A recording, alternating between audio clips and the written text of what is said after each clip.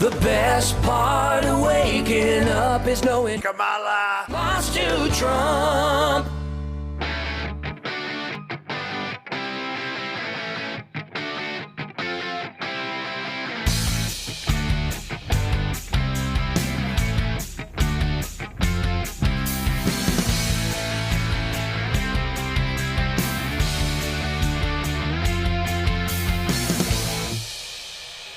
I don't know if you've seen this or not, but earlier this week, you had Governor Jim Walz signed an executive order to protect the boundary waters, right? It expires 90 days after he leaves office, which can't come soon enough. We talked with Lieutenant Governor candidate on the Lisa Dameth campaign, Ryan Wilson, a bit about this yesterday, but the backlash is growing. Good morning to producer Devin. Good to see you this morning, sir.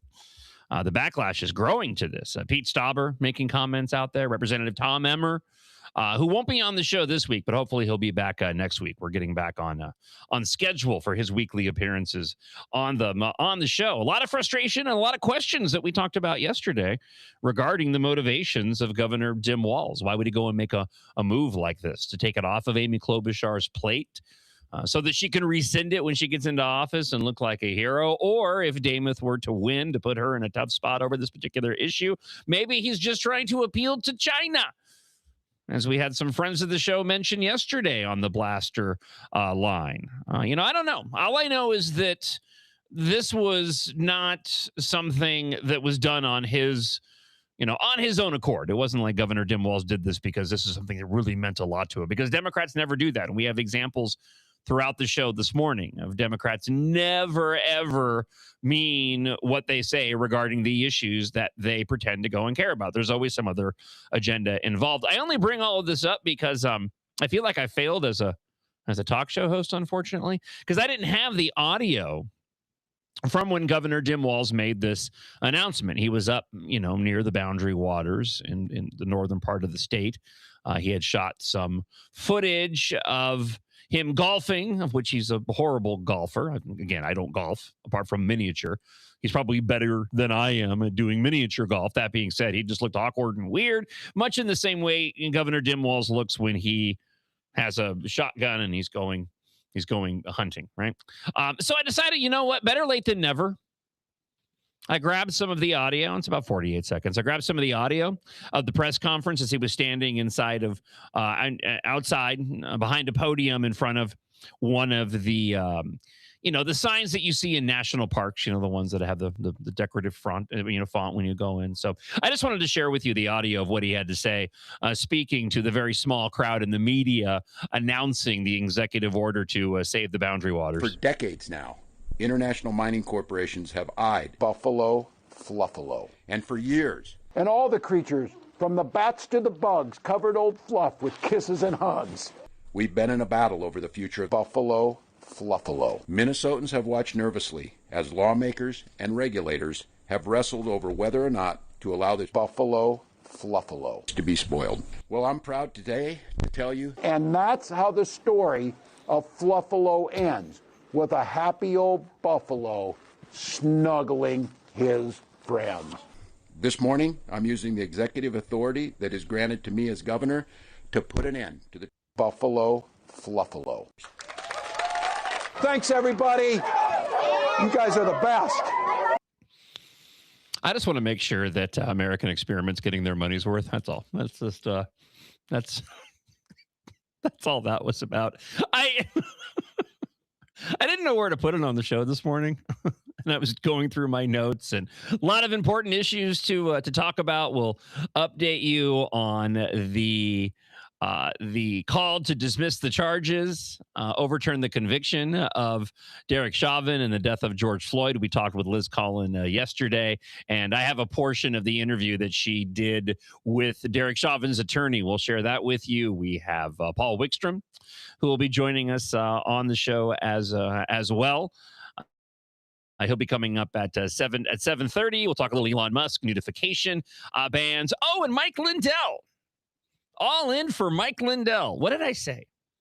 I said that if he contests this election, then it's just further proof that Mike Lindell only cares about Mike Lindell. And now we know that's the case because now he's calling for a statewide recount after losing to Lisa Damath by 45,000 votes. Nobody else is calling for this, by the way. There is nobody else out there, no other loser on the GOP side on primary night or losers on the Democrat side is calling shenanigans except for Mike Lindell. So he wants to do everything he can to doom the GOP's chances. And so we'll get into that a little bit later on here on the John Justice Show, again, presented by American Experiment. Thank you for those that have joined us early. Of course, you can watch live at MN Think Tank on X, also Facebook and YouTube at Center of the American Experiment.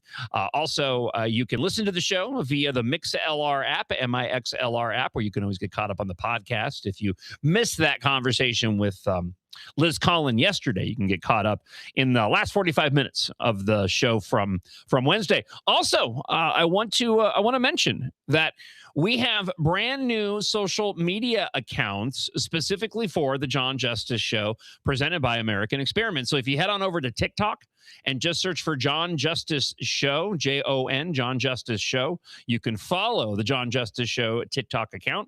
Also on Instagram, the John Justice Show. And there you can keep up with everything that's been happening on the show. Daily, we'll be uploading clips from the show, so you never miss a moment or a highlight of the John Justice Show. So again, go and find our new show accounts on TikTok and Instagram. And we continue to thank you for your support. So head on over to the social media and make sure you give us a follow there. So let's go ahead and start here. President Donald Trump made an announcement yesterday. A most crushing economic operation, doing that thing with my fingers. A most crushing economic operation against Iran. He's warning of severe consequences for nations, financial institutions, and businesses that support Tehran. The strategy aims to intensify economic pressure through sanctions on Iranian oil, financial channels, foreign entities involved with in trade with Iran, and the move aligns with Trump's goal of preventing Iran from obtaining a nuclear weapon. So it's obviously a shift in strategy, and I think the patience is wearing thin when it comes to President Donald Trump and this administration. And so they're taking a different tactic now in an attempt to keep this regime from being able to wage a war against our allies and us, and, as I just mentioned, obtain a nuclear weapon. So Trump said the effort would amount to an economic D-Day and warned against countries providing Iran with a financial lifeline. I'm also announcing that any country that allows its financial institutions, businesses, etc., to provide any lifeline to Iran will face tremendous economic consequences. The administration said it was prepared to intensify its economic pressure campaign against Iran.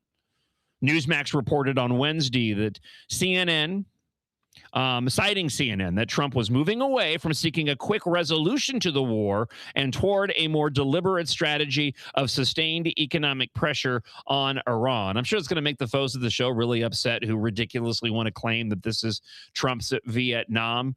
Individuals who clearly have no understanding of history and how there really is virtually no comparison between what took place in Iran and what Trump is attempting to accomplish regarding the Iranian regime, and ultimately giving the Iranian people the ability to rise up and take their country, those that want to be out from under the thumb of this regime. The strategy could include additional sanctions on Iranian oil networks and financial channels. Reuters reported over the weekend that Trump had vowed to hit Iran hard economically after Treasury Secretary Scott Bessent has said Washington could impose measures against Tehran that have never been seen as soon as the following week. And obviously, this is what's happening now. They also reported the Treasury Department's Office of Foreign Assets Control has imposed sanctions on more than 1,000 people, vessels, and aircraft since Trump began his second term. Listen, there's no doubt that this was supposed to be a much faster operation, and that things didn't go the way that I believe the administration and, Secretary of War Pete Hegseth had hoped, in being able to immediately cripple Iran to allow the people of Iran to rise up and take over the country. But that's the difficulty when you are basically waging war against a regime that doesn't play by the rules. This is clearly the backup or the next step to try to go and deal with the situation. An August 11th interview, Trump had said that Iran was already suffering economically and the United States had control over Iranian assets that had been frozen. Reuters reported Monday that Iran entered the war with high inflation and a weakened currency. And again, this is Reuters, so this is not we're not talking about a bastion of conservatism outlet here that's reporting this, saying that Iran entered the war with high inflation, a weakening currency, energy shortages, and structural economic problems, and is now dealing with the damaged infrastructure, disrupted trade, and lost production. Yeah, my understanding on this is that we've done so much damage to Iran, there's not much left militarily that we can do against them. So this was the next logical move by the administration to go and deal with this regime and to bring it to a close. And ultimately, I think that's what the goal here is. Iran's annual inflation rate reached 66% in July. Consumer prices were 87.9% higher than earlier in the year, according to Iran's statistical center. And again, reported by Reuters. Trump has repeatedly made preventing Iran from getting a nuclear weapon the central objective of his policy in the actions against Iran. The latest announcement indicates that the economic pressure is likely to remain a major component of the administration's strategy, with a potential for the U.S. action to extend beyond Iran to foreign banks and businesses, governments that help keep Tehran's economy functioning. And I was working off of a piece here from Newsmax. So as I said, clearly Trump wants an end to the standoff and to ease the financial burden ultimately of Americans, us here ahead of November. And this might do the trick to provide the opportunity, as I mentioned, for the people of Iran that want to be out from under this regime to rise up and finally go and personally oust this regime. So clearly the military aspect of it had been successful in diminishing Iran's ability to go and wage war, but the regime remains intact and refuses to come to terms with an agreement with the United States. They simply can't be trusted. And I'm not surprised at Iran's actions. I'm not surprised that Iran had constantly come to the table willing to go and negotiate, saying they agree to the ceasefire, only to undo it. That's what all the previous administrations have done.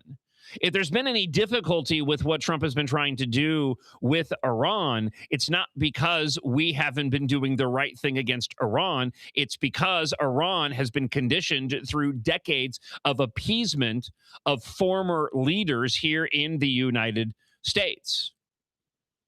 Coming up in just a moment, we'll get to a couple of quick points as we keep on President Donald Trump.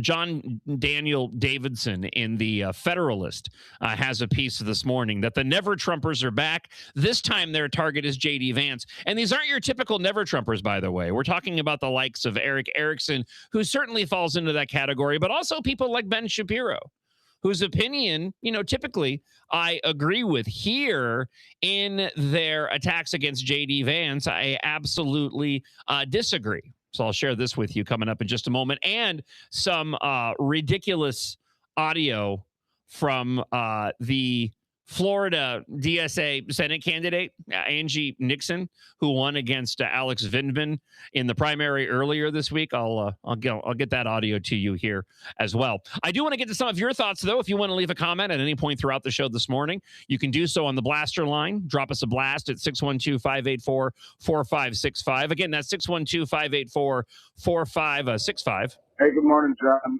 I don't know what you got against Mike Lindell. He just wants it to be fair. I'm a delegate in my township, and I have gone to our primaries, and it is absolutely chaos, and it feels like shenanigans every single time.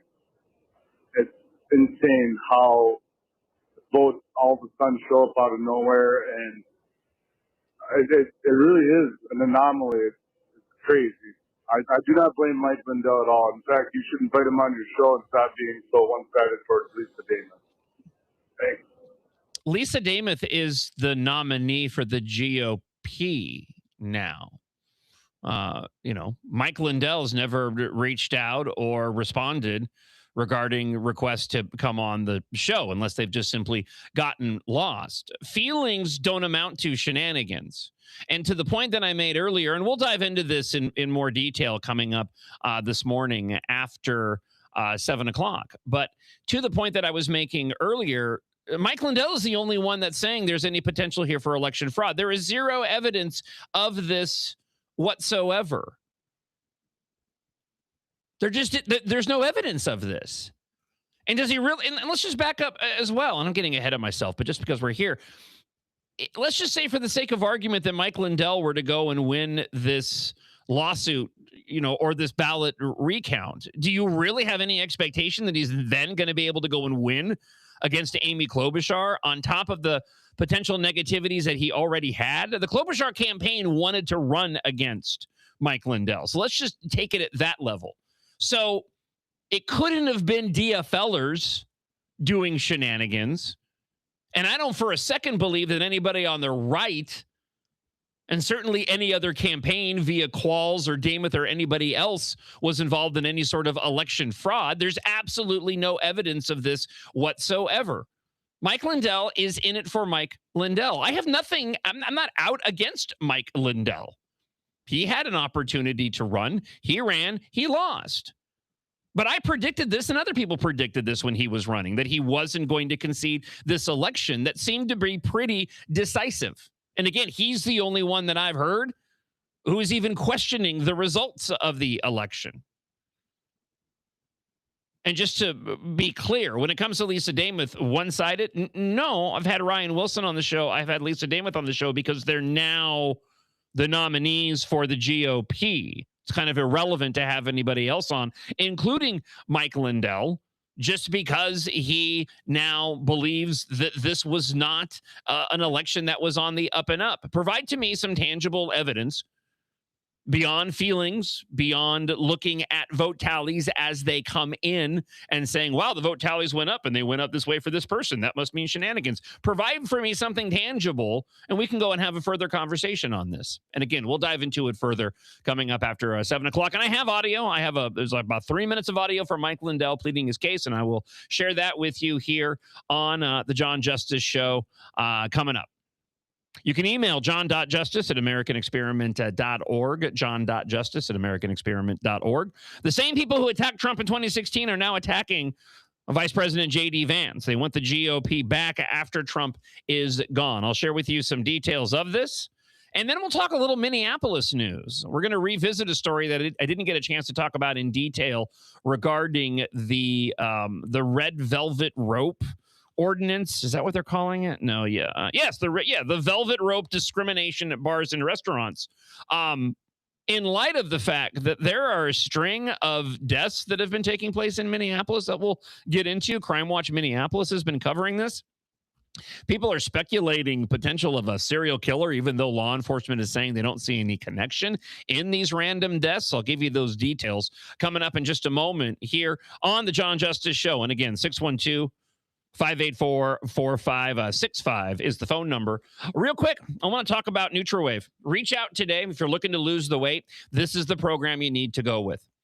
I'm on my second round right now, and the weight is falling off daily. I'm now up to losing 28 pounds, and this is my second round on doing this weight loss program. It's absolutely fantastic. I had a friend here, a colleague, a fellow employee here at Center of the American Experiment was like, hey, when you talk about the stuff on the show, do you use these products? I'm like, yeah, absolutely. Mini Leaf and this program. This program from NutraWave is amazing. NutriWave. Don't just take my word for it, though.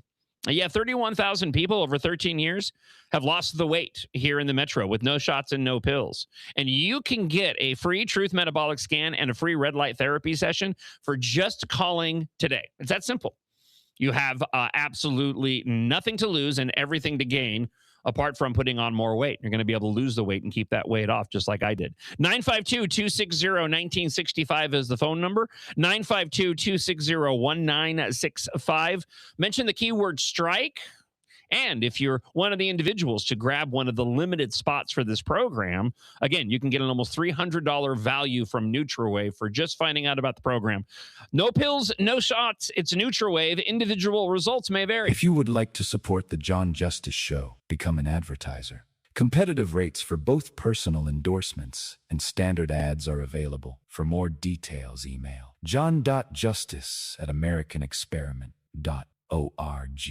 Is the Declaration of Independence worth celebrating? 66% of Minnesotans said yes. The Declaration of Independence worth celebrating. 4% said boycott. That's just 4% crank, in this poll. We can ignore that. Gosh, this is shocking to me. It really is. When I picture all of the protesters that I see every weekend with their upside down American flags, the No Kings, and the signs cycle every few months because someone's making them for them and giving them their messages. Those people must be included somewhere in here, right? I don't know. That's incredible. Is America generally a force for good in the world? And again, remember, this came out right before we bombed Iran. These numbers might be different today, but 54% thought America was a force for good in the world, 41% not a force for good, 5% unsure. So not a horrible result there. I think 41% say not a force for good. How do you think that? Think about it. Minnesota has always been a low crime state. But according to the most recent Bureau of Criminal Apprehension data, we are now above the national average when it comes to Part 1 crimes, a category that includes crimes like murder, assault, rape, and carjackings. Think about it. Minnesota is now a high crime state. Visit highcrimemn.com to learn more. Think About It is brought to you by Center of the American Experiment, Minnesota's think tank. And now, here's commentary on the latest issues facing Minnesotans from the hosts, policy fellows, and guests of American Experiment. For more content, head on over to the Center of the American Experiment's YouTube page or at americanexperiment.org. Now, one of Keith Ellison's campaign donors has pleaded guilty to fraud. Now, it's shocking, I know. For what it's worth, became the last of a 7-member family group to plead guilty in the sprawling Feeding Our Future fraud scandal last week. Ikram Yusuf Mohammed, who once worked as a Feeding Our Future employee, but more excitingly was present at the infamous December 2021 meeting where Keith Ellison, our own Attorney General, met with some fraud-connected individuals. She was in that meeting. So a few days after that meeting took place back in December 2021, her brother, Gandhi, who just pled guilty last week, donated the maximum allowed amount to Keith Ellison's campaign. That was $2,500. But this is so interesting because Gandhi was not only being investigated for food fraud, and we've seen this with several fraudsters. Gandhi Mohammed received at least $36 million in Medicaid reimbursements, as well as the stuff that he was making off the free food fraud case. But he hasn't been charged with fraud in those programs yet. So were those ill-gotten gains? Support the John Justice Show. Become an advertiser. Competitive rates for both personal endorsements and standard ads are available. For more details, email john.justice@americanexperiment.org. It's John Justice, and after discovering Mini Leaf's night gummies, it's no longer a challenge getting a restful night's sleep. At minileaf.com, you'll see their fantastic line of products like delicious chocolates, pain creams, and fun gummies. But for me, it's Mini Leaf's night gummies with their all-natural ingredients that have been an absolute game changer. You take one right before bed and wake up feeling rejuvenated. Head on over to MINNELEAF.com. That's minileaf.com and get your sleep back on track. Think about it. A famous politician once said, "You're entitled to your opinion, but you are not entitled to your own facts." But in a world full of AI and fake news, where can Minnesotans find the facts? Center of the American Experiment is Minnesota's go-to source for fact-based analysis and common sense solutions for taxes, energy, public safety, and our kids' education. Visit americanexperiment.org for more information. Think About It is brought to you by Center of the American Experiment, Minnesota's think tank. It's the John Justice Show, presented by American Experiment. You can watch the show live at MN Think Tank, also on Facebook and YouTube. Listen to the show at AmericanExperiment.org, and also on the MixLR app, where you can get caught up on the podcast as well. Let's go to your comments from the Blaster line this morning. Got a few that rolled in regarding the situation in Iran and the new economic pressure that the Trump administration plans to put on the Iranian regime. We'll hear from a friend of the show, Jim. Good morning, John. I get to hear you live this morning. This is Jim from Wisconsin. You know, there's a bigger picture with Iran that most of, especially the folks of the show, don't know and understand, but more and more countries are buying oil from us than they are from Iran, and I believe the EAU has now completely cut off their financial ties with Iran, buying oil from us. And so it's a complete economic shift across the world that is hurting Iran and basically hurting China and Russia as well. So Trump is maybe a little bit smarter than a lot of people give him credit for. Anyway, have a great morning. Thank you so much for the comments, Jim. Greatly appreciate it. Let's go and hear from a friend of the show, Tony. Hey, John. Good morning. Random guy from Greater Minnesota here.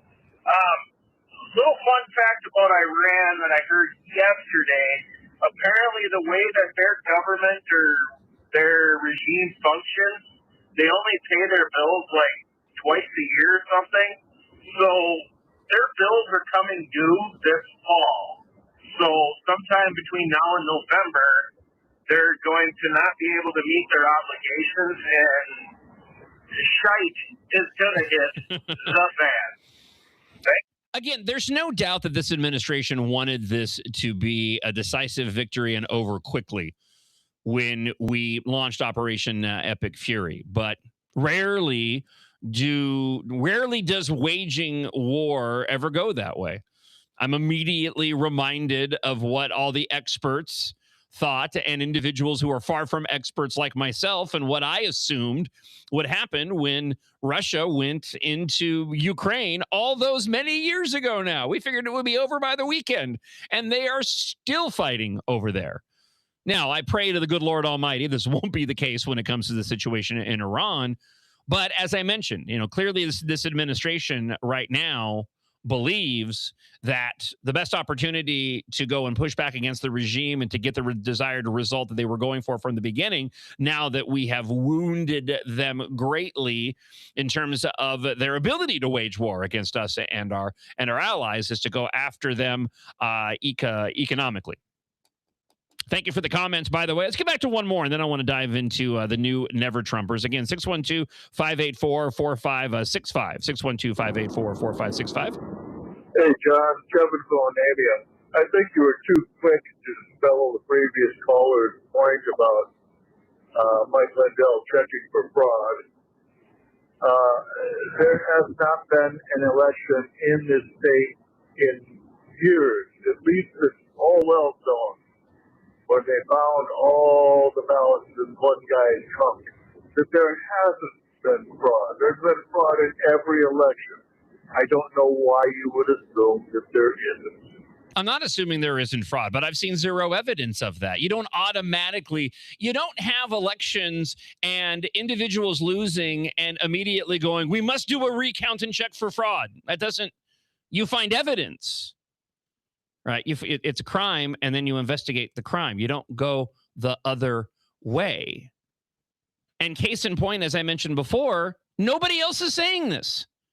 Adam Schwarzy not saying this. Royce White, as far as I know, is not saying this. I believe he actually has made it official that he's trying to be drafted into the WNBA, so he's trying to keep his relevancy high. Kendall Qualls isn't saying. Nobody is saying this. Yes, of course, fraud takes place. We talk about it all the time on the show. The question is always whether or not it's enough to go and overturn an election. But in the case of Mike Lindell, there is no evidence of this at all. And election night, he was already saying he wasn't going to concede. The votes hadn't even been tallied yet.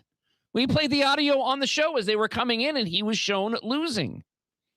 And he was immediately going, I'm not going to concede even if we lose tonight because I don't think any of it's right. No, he just is in it for himself. And this is only going to hurt Lisa Demuth's chances, which is what makes it so frustrating. But as I predicted, if Mike Lindell went down this path, and that was my qualifier of contesting this election and now going so far as to call for a massive recount, then clearly he's only in it for himself and not legitimately for the people of Minnesota. Because if he was, he would concede after losing by 45,000 votes and do the right thing and the stand-up thing like Kendall Qualls did and back Lisa Demuth, so that we have an even more viable chance. Because I know Mike Lindell does carry weight with voters. I know that people support him, right? A significant number of individuals supported Mike Lindell in this election, and I get it. Okay, but he lost. And if the GOP wants to win, they need to rally around the individuals who are the nominees. Getting to this piece just briefly from the Federalist, the same people who attacked Trump in 2016 are now attacking the vice president. The Never-Trumpers are back, and they're recycling the same attacks that they levied against the president a decade ago, aiming them now at Vance in a bid to retake the GOP. So it's a Never Vance campaign, especially on X. Ever since Vance said in an interview last week on Fox News that you don't stop socialism by throwing slogans at people about the free market. You stop socialism by making people's lives better. And that's through economic prosperity, and that's what he's talking about. Vance's crime, however, according to critics like Ben Shapiro, who, generally speaking, whose opinion I respect, doesn't mean that I can't disagree with him, and I'd absolutely disagree with him here. Eric Erickson's a different story altogether, but they were acknowledging the affordability issue is real and proposing that government should do something about it. Shapiro responded with a bizarre post about free markets and a process neutralism, while Erickson wrote a lengthy essay arguing that Vance thinks low prices are bad and America needs a strong man to manage its decline. Plenty of others jumped on the bandwagon to denounce Vance as a right-wing socialist of all things, which is a favorite phrase of Never Vancers. The only way to make sense of these garbled attacks, writes Daniel Davidson, the lines of attack against Vance, is to keep in mind that the overarching motivation here is to return the GOP to its pre-Trump state. If Vance proposes something that sounds populist, or if he suggests that the government might be able to improve the lives of ordinary working Americans, then they call that socialism. If he talks about the common good, something nearly every American political leader, going back to our founders, agreed and espoused, then he's apparently on the woke right.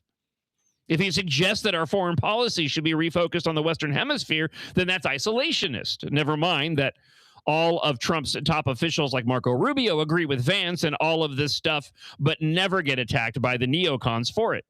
Neocons like Shapiro, writes John Daniel Davidson, are not making an actual argument either for free markets or against socialism. They're using these as slop terms to express a dislike for Vance. Let me just jump to the end of this piece, and I want to play a clip for you, right? You know, it talks, you have Sean Davis, who argued last week, he also writes for the Federalist, that we're not going to save the American dream by pretending that we don't have a problem. Right? Americans are expressing dismay over prices and affordability. There's no doubt about that. Complaining about the American dream being out of reach. Politically, right? It won't work to simply call Vance a socialist for noticing the problems with the free market system that's leaving more and more Americans behind. Sean Davis says, the American dream was a promise that if you worked hard, you could make it no matter the circumstances you were born into. But that promise has been inaccessible to tens of millions for decades, due in large part to the policies that people like Shapiro push, says Sean Davis. Right? A majority of Americans under the age of 50 now believe the American dream is no longer possible for them. And right now, half of all Americans age 18 to 29 are still living at home with their parents. I got 2 of them. I'm totally fine with it, by the way. But that is the reality of the situation. I have a 19 and I have a 24-year-old that are still living under our roof while they go and try to carve out their career pathways. And it's a difficult process. You know, Logan's on a fantastic path of becoming a pilot and looking at openings and jobs and has a great job right now. Kyle, on the other hand, isn't sure what he's going to do. And I can tell you that there are not a lot of options out there for 19 to 20-year-olds. That's the highest share, by the way, since the Great Depression. Another 47% in that age group get financial help from someone outside their household to pay for basic living expenses. And what's the problem? Why is it happening? Well, one reason is mass legal immigration, which has brought millions of foreign nationals into our country on HB-1 visas, taking jobs in tech and software development that should have gone to American workers. And then you add on top of that the illegal immigration problem, which, of course, ended up dooming Mike Lindell's campaign, just to get back to that for just a moment. He probably had a better shot at winning if he hadn't proposed his stupid amnesty plan. Under no circumstances are these not good enough. So, no, under these circumstances, the piece wraps up. It's not good enough to repeat the free market good socialism bad as an argument against Vance. For many decades, the Washington establishment has focused on the health of global corporations and foreign nationals and not the health of American families. Noticing that and insisting that the government do something about it doesn't make you a socialist. It makes you a patriot. And it really depends on exactly what J.D. Vance is talking about when he talks about the American government doing something about it. We're not talking about a redistribution of wealth or other socialism policies. If that was the case, I'll hop on board of J.D. Vance, but that's not what he's proposing right now. He's recognizing the problems that everyday Americans and young Americans are facing and understanding that maybe we need to look at the role of government in those individuals' lives and do some tweaking with my fingers to be able to give the opportunities for people to work hard and achieve the American dream if they want to. And by the way, remember, all the same people who tried to gaslight you about Trump in 2016 are doing the same thing about Vance right now, and I think we all know why. And most frustrating with all of this, right? And this is much like what I want to pen the never to FOIAs. Again, you do you, okay? If you can't vote, if you can't hold your nose and vote for Michelle Tafoya, okay, that's on you. Everybody has their reasons, okay? You have that ability to do so. I may disagree, but there is this never to FOIA mentality, and it's also counterproductive. We have a genuine concern and problem in this country of a rise of communists. And yet you have Republicans out there that want to go and hurt our chances to win future elections and undermine Republicans at a time when we need to get as many Republicans into office as possible if we are going to stem the tide nationwide of these communists winning these primaries across the country. So what do we get? We get prominent voices on the right that are ridiculously and irrationally attacking the best and brightest of our future when it comes to the GOP. And listen to what we're up against. This is another clip from the DSA, although according to her, she's a newly DSA, okay?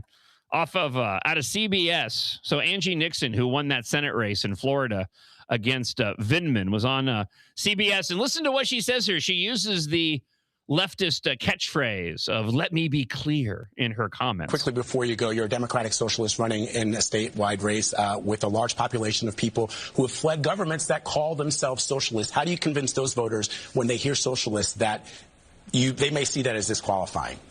Yeah, for sure. So I want to be clear. I just recently became a member of the Democratic Socialists. I've also just recently become a member of the Working Families Party. And I let people know that nothing's changed about me. I am someone. So real quick, so is she not a Democrat socialist now, or is she just like a Democrat socialist light? People shouldn't be concerned. This is my takeaway so far from what she said. People shouldn't be concerned that she is a socialist, having now joined the Democrat Socialist Party, because she just now joined the Democrat Socialist Party. Is that the takeaway here? So because you just joined, that we can't hold you accountable for adopting and believing in the Democrat Socialist platform? Is that supposed to be the idea here? And she used that "let me be clear," which usually means the Democrats are lying, over the next thing that they're saying. Someone who's going to stand up for them, to make sure that I listen to them and continue to fight for them and what their needs are. No, all that was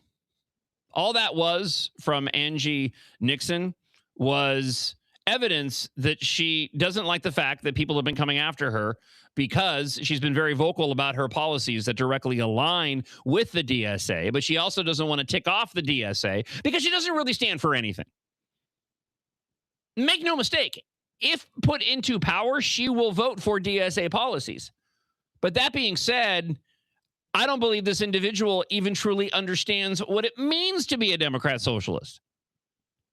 I think she saw it as a pathway, like so many other ignorant, uneducated Democrats running for office, that this was the popular platform to move forward on to win in these elections. And apparently the reason why Vindman lost to Nixon was because he refused to go and campaign. He spent a ton of money thinking that it was going to be enough to buy his way to a primary victory, and it turned out that it wasn't.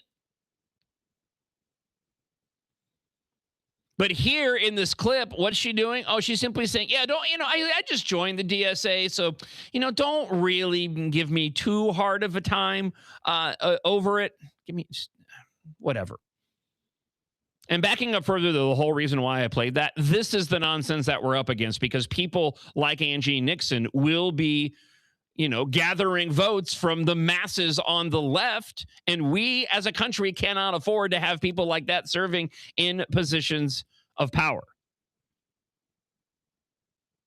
612-584-4565. Again, 612-584-4565. And if you want to email john.justice@americanexperiment.org. All right, let's turn our attention over to Minneapolis. First off, I'm going to set the stage here for what the Minneapolis City Council has currently been involved in. 3 bodies have been found in Minneapolis over the past 3 days. Now, authorities say there's no evidence suggesting that there's a connection between any of these cases. The Hennepin County Medical Examiner will determine the cause of death for all 3 individuals. So the sequence began, and a lot of this reporting, this is from Alpha News, but it was Crime Watch in Minneapolis on X that were the first to go and report all of this. The sequence began on Saturday evening when a 56-year-old Karen Lynn Sognesand was found dead in a wooded area near the Mississippi River. 2 more bodies were discovered at separate Minneapolis locations in the following days. Again, authorities do not believe the 3 cases are connected, though the investigations remain ongoing. Minneapolis Park Police responded to a report of a body found around 6 p.m. on Saturday, August 15th in that wooded area along the Mississippi. The individual was dead on arrival, according to police, and the person was later identified as Karen Lynn Sognesand. On Sunday, the 16th, the Hennepin County Sheriff's Office, water patrol deputies were dispatched to Bede-Makaska, Lake Calhoun, at approximately 11:40 a.m. following the report of a body along the shoreline. Deputies located decomposed human remains, according to the Sheriff's Office. The dive team searched the surrounding area for additional evidence at the time. The investigation still remains in its early stages. And then on Monday, University of Minnesota police responded to a report of at approximately 1 p.m. and located a deceased individual in the 6th and Main Street southeast area, according to the University of Minnesota Police Department. The deceased person was not found in the water. The department is investigating the incident and said no additional information is currently available. The Hennepin County Medical Examiner will determine the cause of death in all 3 cases. I hope none of the individuals had any fentanyl in their system.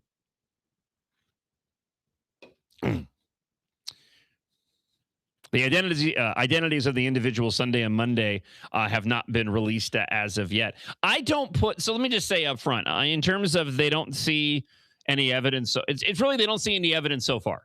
And there may not be any connection with these deaths. I do find it just as curious as a lot of people do. But I also don't put a lot of stock in authorities saying that there's no evidence to suggest a connection. That's simply because they haven't found any evidence to suggest a connection. It doesn't necessarily mean that there is not a connection. So we have serious matters at hand, serious issues at hand when it comes to what's going on in Minneapolis. So you have the crime issue, you have these deaths, right? On top of that, you have the budget fight. Minneapolis Parks and Recreation Board and Minneapolis Man-Baby Mayor Mom Jeans Jacob Fry are in a budget dispute over the 27 budget. The mayor proposes a 2.5% increase, while the board seeks a 5.86% increase. We're talking about a $160 million budget for the park board. Of course, they may need to increase that if they're going to have to deal with more bodies being found dead in the parks and to pay for all the law enforcement overtime. The mayor suggests consolidating resources with the city to close the funding gap, but the park board disagrees with its approach. The Minneapolis Parks and Recreation Board of the mayor's office continue to be at odds over the budget. And again, we're looking at the park board wants a higher tax levy to pay for their budget.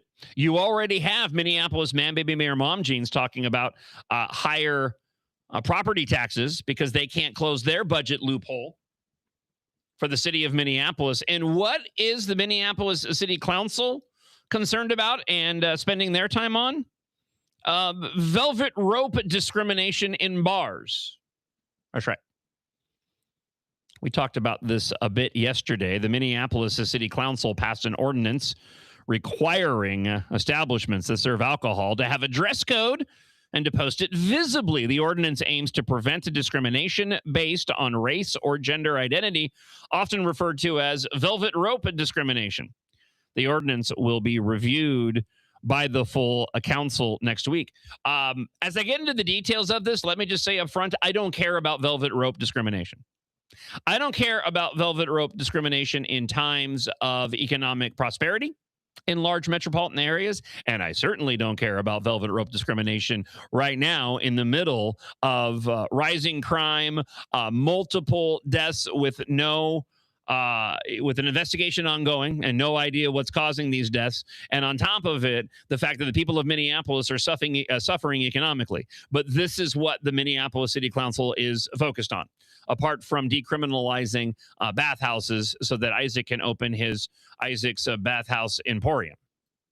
If a business wants to go and keep an individual from coming into their establishment, they should have a right to go and do that. I'm a big proponent of we hold the right to refuse service. That's right. And guess what? It may be discriminatory, sure, but that's the business's choice. And if that's the case, I would rather have that than going and spending my money at a place where I know they hate me and I'm not going to get a good quality service. It's that simple. Whether you're talking about a nightclub or whether you're talking about a baker or whether you're talking about a restaurant, it doesn't matter to me. The proposed ordinance would require any establishment that sells alcohol and has a dress code to post that dress code where everyone can see it. So you can still go and discriminate. You just need to have a dress code so that everybody knows. But see, that is also problematic because now you're pigeonholing these establishments to stick to their dress code. City council members say the idea is modeled after a similar law passed in Houston, Texas about a year ago. I don't care. This is always a common theme when people go and defend a particular ordinance or law that's unpopular or maybe unpopular in a particular area. They go, well, they've done it over here. They did that with the bathhouses. There are still bathhouses up in Duluth. Yeah, okay. Does it mean that they're good for the city or society? The goal is to prevent businesses from using dress codes as a way to discriminate against people based on race or gender identity. The practice sometimes is called velvet rope discrimination. But they're still discriminating. You're just putting up who you're going to discriminate against on the outside of the business. Jason Chavez, who is, I don't know what, council member of Small Things? The most activisty of activists on the Minneapolis City Council? That may not be the case. They're all activists. But he said, doing that thing with my fingers, I can understand why some people may not understand racism exists in this country, but it does. What we're trying to do here is to make sure that people are transparent about the dress code and to help prevent discrimination. But you can still go and discriminate. You're not changing anything. They're just putting up how they are going to discriminate. Common refrain here on the show as it applies to so many of the Democrat policies in Minnesota, make it make sense. Supporters of the ordinance say that posting the dress code gives more people agency and helps eliminate invisible barriers. Without knowing the rules up front, communities bear the brunt of invisible barriers. By requiring posted dress codes, we give people agency. No, you don't. You know who probably is in support of this are the individuals that work the doors that then now don't have to tell people you're not allowed in here. It's pretty easy. You don't dress appropriate for the particular club and they tell you you can't come in here like this. You're done. The sign's not going to change any of that apart from taking away the ability of a human to actually interact with another human. The discussion comes after a 2018 incident at the Last Call bar in downtown Minneapolis, where apparently a black man was denied entry because a bouncer said his jeans were too baggy and he violated the dress code. Okay. It has nothing to do with the fact that he was black, at least based off of the details here. Mohammed Mo Osman, who was denied entry, said, "I felt degraded, I felt humiliated, I felt embarrassed." Well, clearly this individual already has an issue because he should have felt humiliated and embarrassed and degraded for walking around in jeans that were too baggy. I'm going to venture a guess they were probably hanging off his thighs, exposing his boxers. And the look I've never understood. I mean, even when it came to crisscross when I was growing up, I mean, they still wore their jeans all the way up. They just wore them backwards. For those of you that get that reference of a certain age, I know that producer Devin is probably completely lost this morning. You have no idea. That was a trend for a while. There was a very young rap duo. I want to say it was the 90s, probably early 90s. It's called Crisscross. And one of their trademarks was that they wore their jeans backwards, which I don't know if you would realize this if you thought about it, but it makes it very difficult to sit down. It does provide much easier access, though, to your wallet. So I just want to, less chance of getting pickpocketed when you're wearing your jeans backwards and putting your wallet in your back pocket. The city council vice president, Jamal Osman, also noted this is not a solution to solve all discrimination, but it's some way of trying to find a solution. There's no solution at all. They're still discriminating. The committee meeting included public comments for both and against the ordinance. Some argued that the real issue is whether the business owners have the tools to keep social gathering spaces safe in a culture of gun violence. To put this ordinance forward as a protected class of discrimination issue is a red herring for the real issue, which is a culture of gun violence due to the proprietors of small businesses in our communities who have the tools to keep our social gathering spaces safe, said another commentator. To that point, here's some of the comments that were taking place. This one from an individual concerned in the community who I believe was in support of this ordinance. You know that in recent years, a white man concealed a weapon in his sweat clothes and killed a brown man inside a bar. Hear me now. White people wear sweatpants. That's a new one. Hear me now. As opposed to what? Ignoring her and then going back and listening later? I don't know. And what point was she trying to make here? You know that in recent years, a white man concealed a weapon in his sweat clothes and killed a brown man inside a bar. Hear me now. White people wear sweatpants. Here is also a Minneapolis city council member discussing the racist dress codes. As a person of color in the city who has seen discrimination and experienced discrimination in different establishments, but has seen it occur right in front of my face, as a young person in this city to BIPOC community members, especially BIPOC men, this is a real issue, and I think it's a real issue, guys. Dustin Greggy posted this online attached to this clip. I just wanted to share with you what he said because he was spot on. Minneapolis, as I mentioned earlier, so it's kind of dovetailing off of what I said earlier, but Minneapolis is cutting over 100 jobs, raising property taxes by 11%, maybe close to a $31 million budget gap, all while 100 police officers we're 100 police officers short of the mandatory minimum, but the priorities should be gay sex bathhouses and racist dress codes, or you support genocide. Yeah, he pretty much hit the nail on the head. City leaders say the ordinance is meant to ensure that everybody has the opportunity to enjoy Minneapolis nightlife without facing unfair barriers. And again, I'll just point out the fact they're not changing anything. They're still able to go and discriminate. You're just putting those establishments in a tough spot because now they have a dress code. But what if somebody, is still dressed inappropriately but doesn't align specifically with the dress code? The dress code should be this. We determine whether or not you have met our dress code. That should be the dress code. And these aren't real leaders, by the way. They just play one in real life. When it comes to the activists on the Minneapolis City Council. All right, before we turn our attention over to the latest regarding Derek Chauvin and his attorney's attempts to overturn the charges over a lack of convening a grand jury. And there's a couple of different things we'll combine here.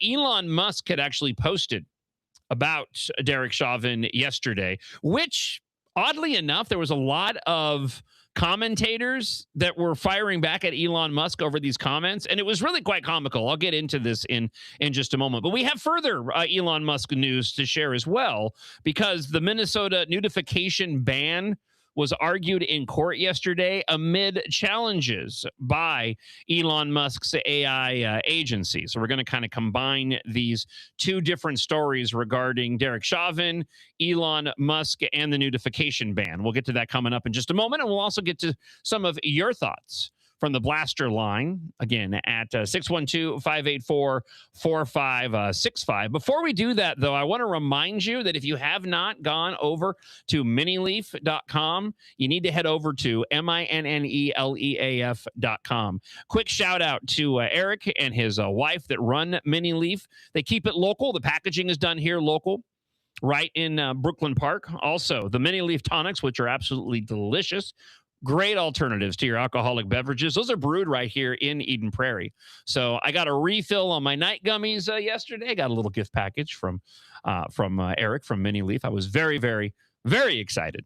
Head on over to their website, MINNELEAF.com, and check out their wide array of fantastic products. And again, including the night gummies from Minileaf. To get me a good night's sleep and have me prepared, waking up refreshed Monday through Friday, 6 until 9 a.m. to come and talk to you. If you have reservations about these products, they're made with all natural ingredients. There's no bitter aftertaste. And there's a great frequently asked questions section on the website, on top of the fact that all the products at Minileaf are third-party tested.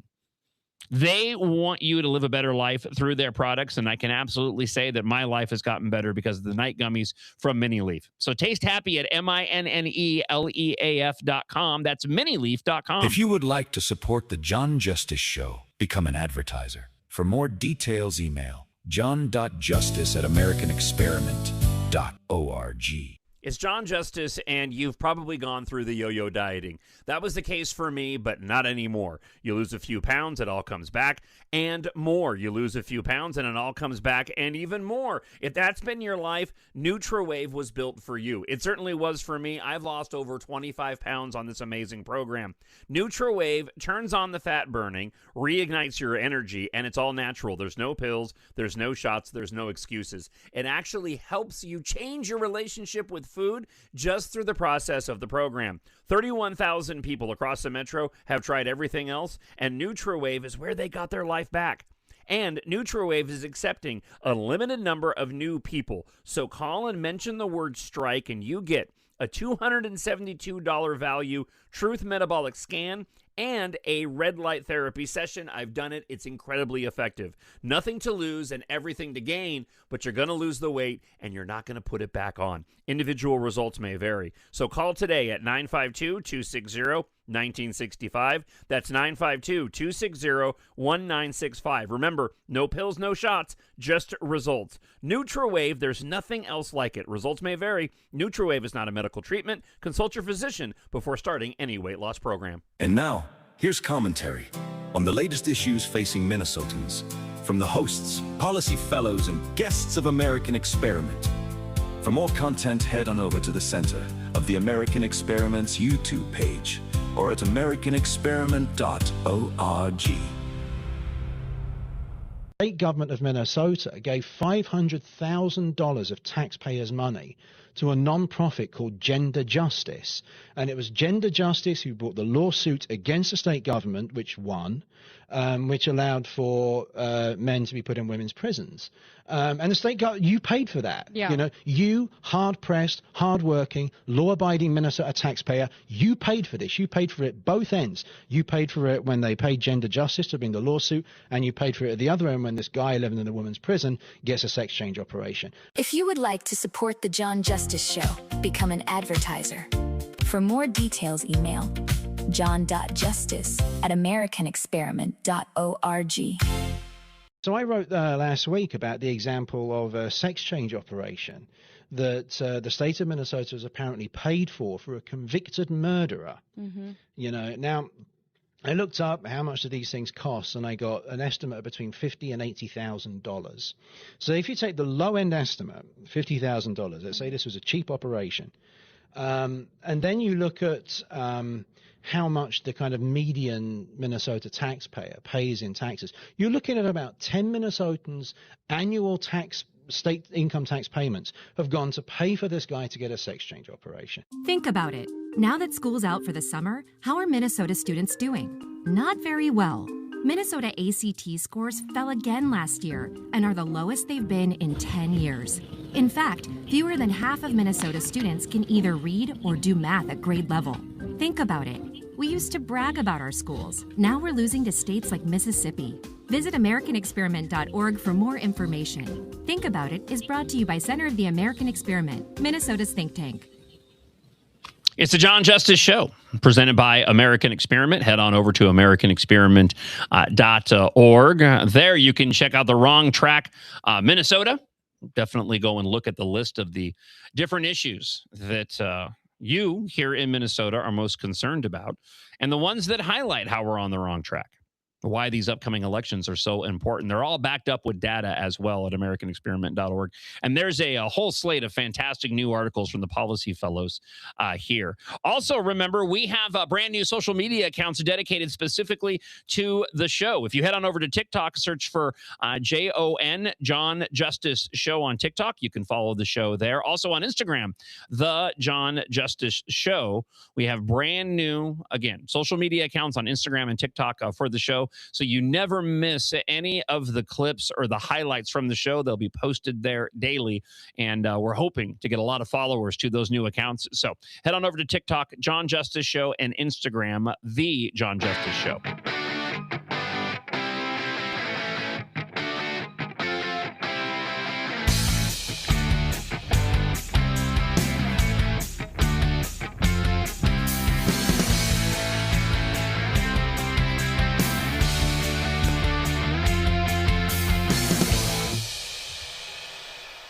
Top of hour 2 here on the John Justice Show, presented by American Experiment. Glad you're with us. Remember, you can watch live on X at MN Think Tank, Facebook, and YouTube, Center of the American Experiment. Listen at AmericanExperiment.org. And also, if you haven't done so already, download the MixLR app, where you can listen to the podcast of the show right there in the app when the show is over. And, of course, listen to it live. Those podcasts are available across all media platforms. The replays of the videos are also on those platforms I just mentioned. And we post the show to Rumble via video after the show is over as well. So looking forward to a Freedom Friday. We've got a packed house tomorrow.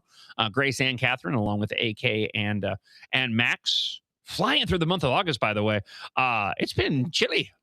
It's slightly chilly in the morning. Makes me very happy. I can wear my jackets again. Although I need new jackets because a lot of my old jackets were from the former employer. Oh, hey, maybe you're tall. If you need some gear for the place where you still work, I got a whole basket full. I'll probably take some. The staff over there is going to be wondering, where did Devin get all the gear from? I was going to go put it at Goodwill, but yeah, maybe I'll bring it in. You can take your pick. It's some nice stuff. Absolutely, it's some nice stuff. So, all right, this hour we're going to dive into. Mike Lindell says he will fund statewide recount of Minnesota GOP governor primary. Rob Dorr from the Minnesota Gun Owners Caucus and law expert has a post regarding this. I have my own thoughts as well. We'll talk about this coming up in just a few minutes on the show. Before we do, though, I want to revisit yesterday And we had Liz Collin from Alpha News on in the last 45 minutes of the show. If you missed it, be sure to check out the podcast or the rewatch of the video. Fantastic interview with Liz talking about how Derek Chauvin's attorney is looking to get the charges against his client, Derek Chauvin, dismissed over what they believe was an unconstitutional not convening of a grand jury in the way that they went about bringing the charges against Derek Chauvin, including having the case handed over to Keith Ellison. And according to the attorney's claims, not convening a grand jury, which you're not allowed to do. I want to play for you a clip here in just a moment, a few minutes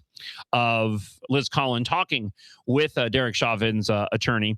Before I do, though, and then we're going to talk more Elon Musk with this notification ban being argued in court yesterday. I have further audio to share with you as well. But Elon posted in the wake of this bombshell claim to have the charges overturned. He says Derek Chauvin was unjustly convicted of murder, therefore he should be freed. The facts show that he was not the cause of death, nor did he at any time intend for death to occur. However, whatever else he may be, he's not a murderer. That's the truth. What was really funny about Elon Musk's comments wasn't Elon Musk commenting on it. He's commented on this before with a similar view.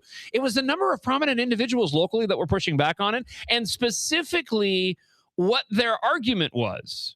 I saw multiple prominent commentators make a post to this saying, were you in the courtroom for the entire duration to come to this conclusion? I'm sorry, were you? I understand the argument they're trying to put forward is that there was a jury that was in the room that did hear all the evidence and came to the conclusion that they came. But for anybody who was not in the courtroom, including the individuals pushing back on Elon Musk, to go and say that they know definitively either way is just as relevant as them saying that Elon Musk doesn't know definitively either way. I just don't understand people and sometimes the logic of what they go down. Your argument is not nearly as sound. They think they're owning it. They think, oh, I got him. Were you in the courtroom? Yeah, well, were you? You want to make an argument that a jury of his peers, doing that thing with my fingers, convicted him? That's fine. But you personally, unless you were in that courtroom, you don't know either. You may have sat in that courtroom and have a different opinion than the jurors that were on the jury for Derek Chauvin. Not the win that you think it was. In the meantime, as we mentioned, attorneys for Derek Chauvin say that Tim Walz and Ellison violated state law. They did not submit the case to a grand jury, which denies Chauvin his due process. Chauvin didn't kill George Floyd. The autopsy said fentanyl did, and he's still sitting in prison. Trump can pardon the federal charges on Chauvin, and that would eliminate 21 years of his sentence, and Chauvin's constitutional rights were violated. This has to be overturned. Enough is enough, according to the post that I pulled here where I found this particular clip. And there's been arguments to be made, and I actually talked about this, not specifically, but this is what I was alluding to when I talked to Liz Collin about this yesterday, because there are arguments to be made that it would not be beneficial to Derek Chauvin if President Donald Trump were to have moved forward with that pardon, that actually would have been to Chauvin's detriment. What this attorney now is attempting to accomplish is a much better effort at getting these charges overturned than what it might potentially do if Trump were to go and pardon the federal charges over this. In the meantime, here's a bit of that conversation between Chauvin's attorney and Liz Collin from Alpha News earlier this week. Today, you filed another petition for your client, Derek Chauvin, and that petition states that Governor Walz, Attorney General Keith Ellison, and the Hennepin County Attorney's Office violated state law in filing charges against your client. I know there are a lot of details in all of this, 31 pages in all, but how big of a deal is this, Greg? This is fundamental. This is something that is just an institution that stretches back a very, very long ways. And when I say long ways, I mean Vikings, which is fitting for this state. The grand jury is essential. It's fundamental. And this case was never submitted to a grand jury. And I want to be clear about something else. This is a violation of not only state laws. This is a state constitutional violation. This is a federal constitutional violation. And what was done here is shocking. It's inexcusable. So this all happens in a very short amount of time after May 25th, 2020. So they failed to convene a grand jury in this case, violating your client's right to due process. I think a lot of people are going to wonder, though, how something as big as this went unnoticed for such a long time? Well, obviously, I don't have to tell you that the circumstances were strange. There was an assignment of authority by Governor Walz, which itself was unlawful. But that's unusual in any case. So I think there were a lot of things going on. I think it was very easy to lose the forest for the trees because in a very short period of time, there were very fundamental and basic violations of due process. And those aren't necessarily things that defense attorneys normally look for in preparing a case like this. You take for granted that the charges are going to be brought lawfully and that the process will be adhered to, and it just didn't happen. It's not something that you'd normally even look for in a case like this because you don't see this conduct by state actors. So you have to essentially go back to the very beginning of this case, follow it all the way from the beginning. What did you find? What's going through your mind, I guess, when you discover this flaw? The only thing you have when you're a defense attorney, the only thing you have to build your case around, your defense around, is the criminal charges. So I want to emphasize how fundamental this is. If the charges themselves are illegal, as they were in this case, everything that follows from those charges is also illegal, including the trial, which was a fraud. So what went through my mind when I saw this is I was stunned. Obviously, we filed a petition last November and called out a lot of due process problems with the trial at that time. The district court didn't see fit to grant a hearing in that, and that's currently at the Court of Appeals. But this is so basic. It's easy to miss how basic this is, and unfortunately, everyone did. Effectively, what happened is the charges that were filed by the Hennepin County Attorney's Office, which were also unlawful because there was no grand jury convened and probable cause was found by a Hennepin County District Court judge. And that wasn't enough. Those charges weren't severe enough for the people who burned down Minneapolis. So the governor stepped in and assigned responsibility to Attorney General Ellison. Now, there is a statute that gives him authority to do that, but he didn't follow the statute either. So what the statute requires, it may be actually a procedural rule. What the rule requires is that the conveyance of authority be done in writing. So that didn't happen. But the bigger point is that the conveyance of authority from the Hennepin County attorney at the direction of Governor Walz only applies in cases where an indictment by a grand jury is required. Mr. Chauvin was a public officer. He was a licensed peace officer in Minnesota, and he was performing his duties as a police officer at all times relevant. So without that indictment, Governor Walz lacks the authority to assign this case to the Attorney General's office. Now, of course, the Attorney General had no problem picking up that authority and abusing it, but that initial fundamental transfer of power was unlawful. So really, anything that flows from that is illegitimate and it's illegal. The complaint has to be dismissed in its entirety. And again, that was a sum of the conversation that you can hear in its entirety over at alphanews.org. Liz Collin from Alpha News talking with the attorney of Derek Chauvin. And we're going to watch this with great interest. There still has been virtually no coverage in local media regarding this, and I don't think there's been any response from Attorney General Keith Ellison or Governor Tim Walz over this issue. But if there is validity to these claims, this could be massive. And the ramifications, you and I both know, go far beyond that for specifically Derek Chauvin. You know what the reaction is going to be here in Minnesota if this moves forward with legitimacy. It's not going to be pretty. And there's a part of me that says, too, that this, may not bode well when it comes to the election. It doesn't mean we don't move forward. It doesn't mean that they shouldn't move forward. They should. A man's life hangs in the balance right now, assuming that what the attorney has discovered here, it turns out to be true.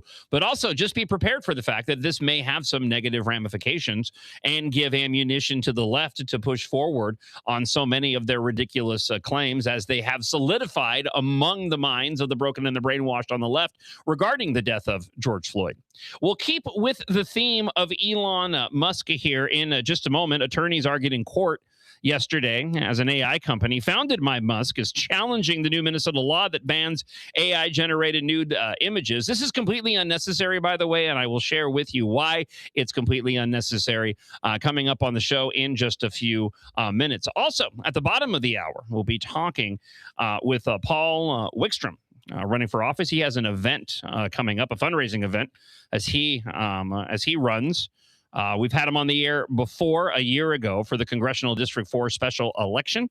So he has an event coming up at the Anoka Airport. We'll give you details on. And he has some thoughts about challenger Betty McCollum and a recent investigative story wherein the Star Tribune actually did a decent job exposing Betty McCollum's alliances with the Defense Department and spending. So we got a lot of ground to cover still on the show. If you want to get your comments in, you can drop us a blast at 612-584-4565. Again, that's 612-584-4565. Or, as many of you have already, you can drop me an email, john.justice@americanexperiment.org.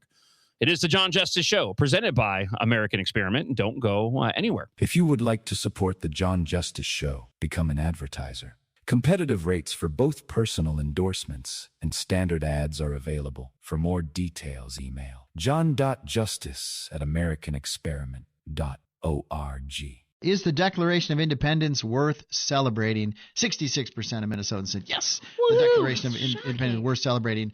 4% said boycott. That's just 4% crank. In this poll.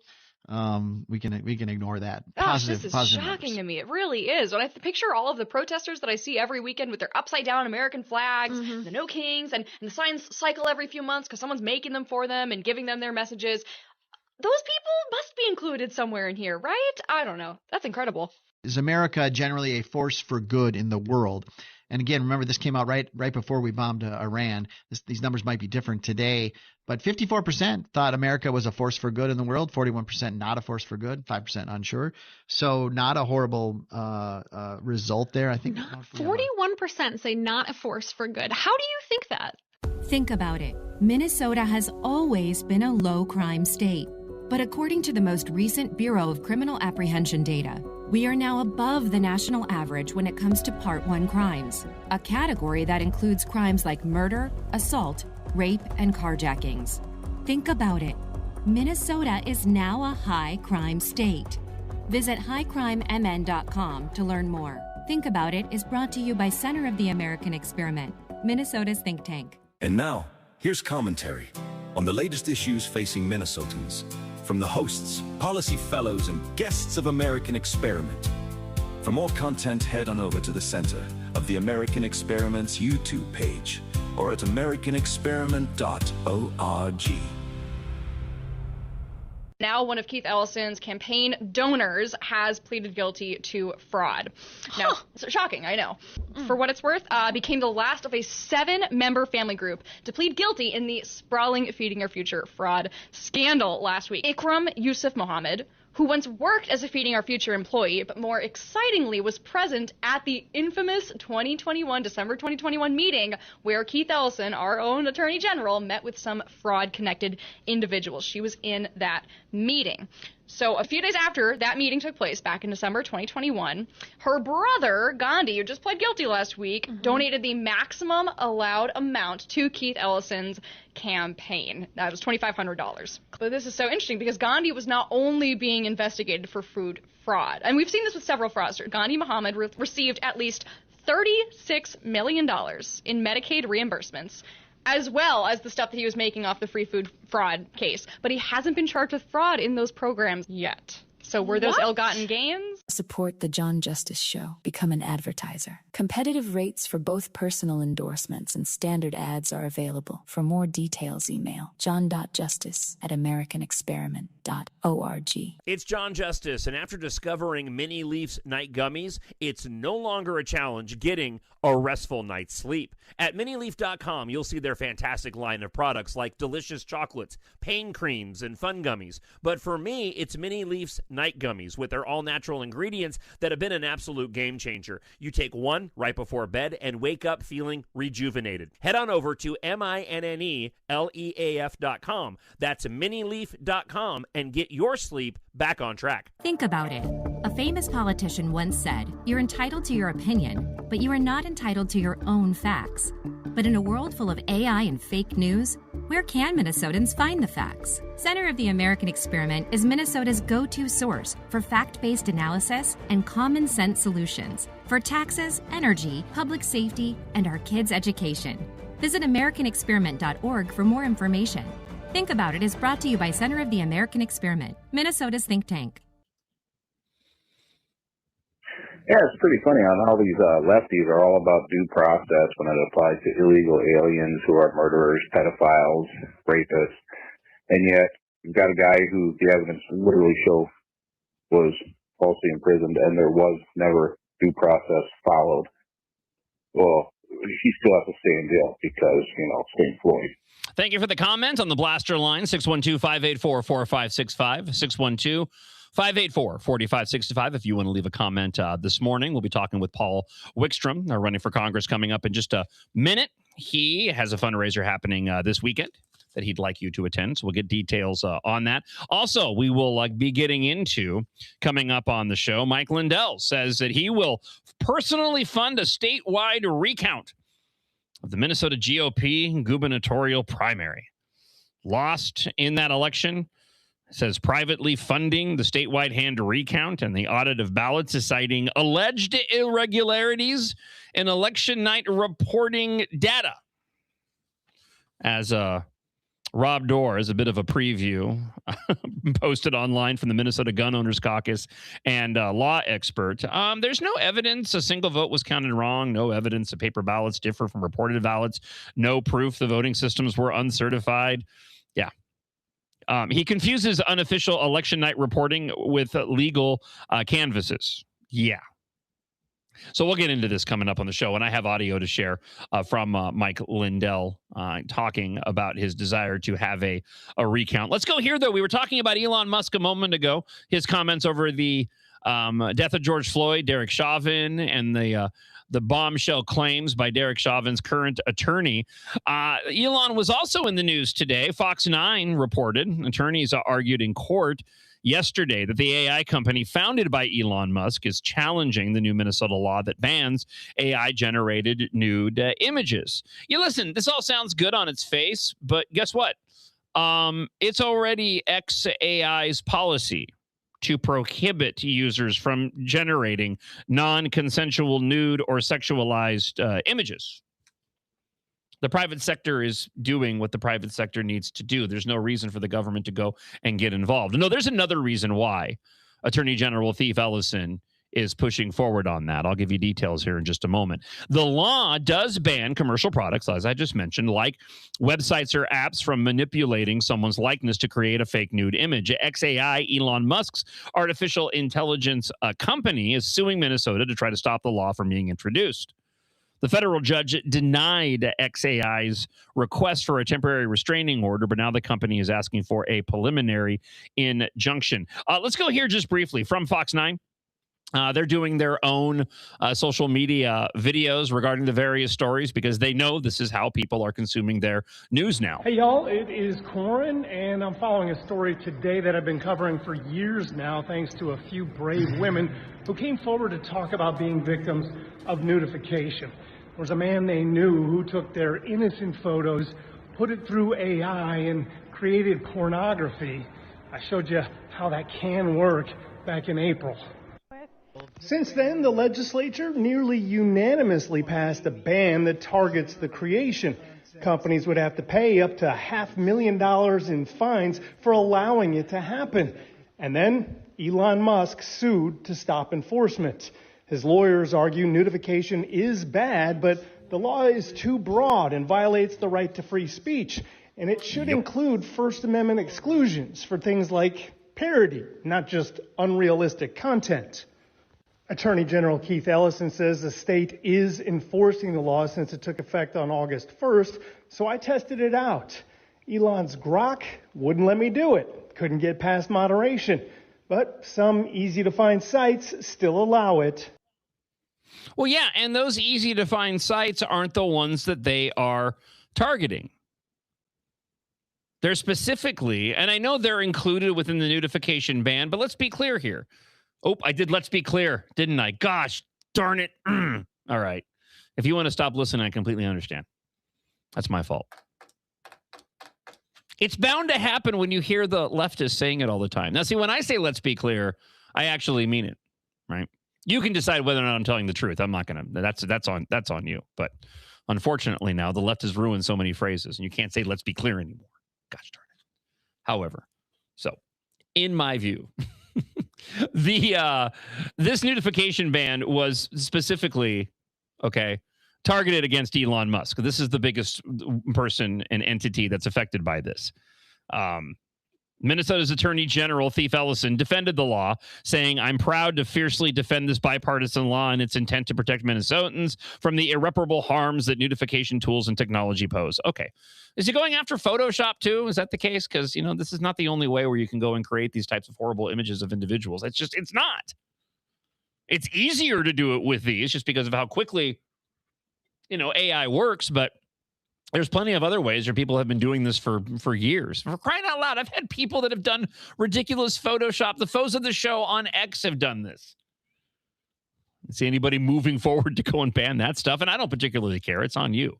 Anybody else can see how ridiculous that is. Ellison argued in his brief opposing XAI's motion that anyone who can upload a photo can victimize someone. He pointed out there that more than half of victims do not know who created or altered the image, which is why the law targets the technology itself and holds platforms responsible for enabling deepfakes. Ellison also said that Musk's company waited too long to file its legal challenge, whatever. And as I mentioned, XAI already prohibits this type of manipulation of using their platform.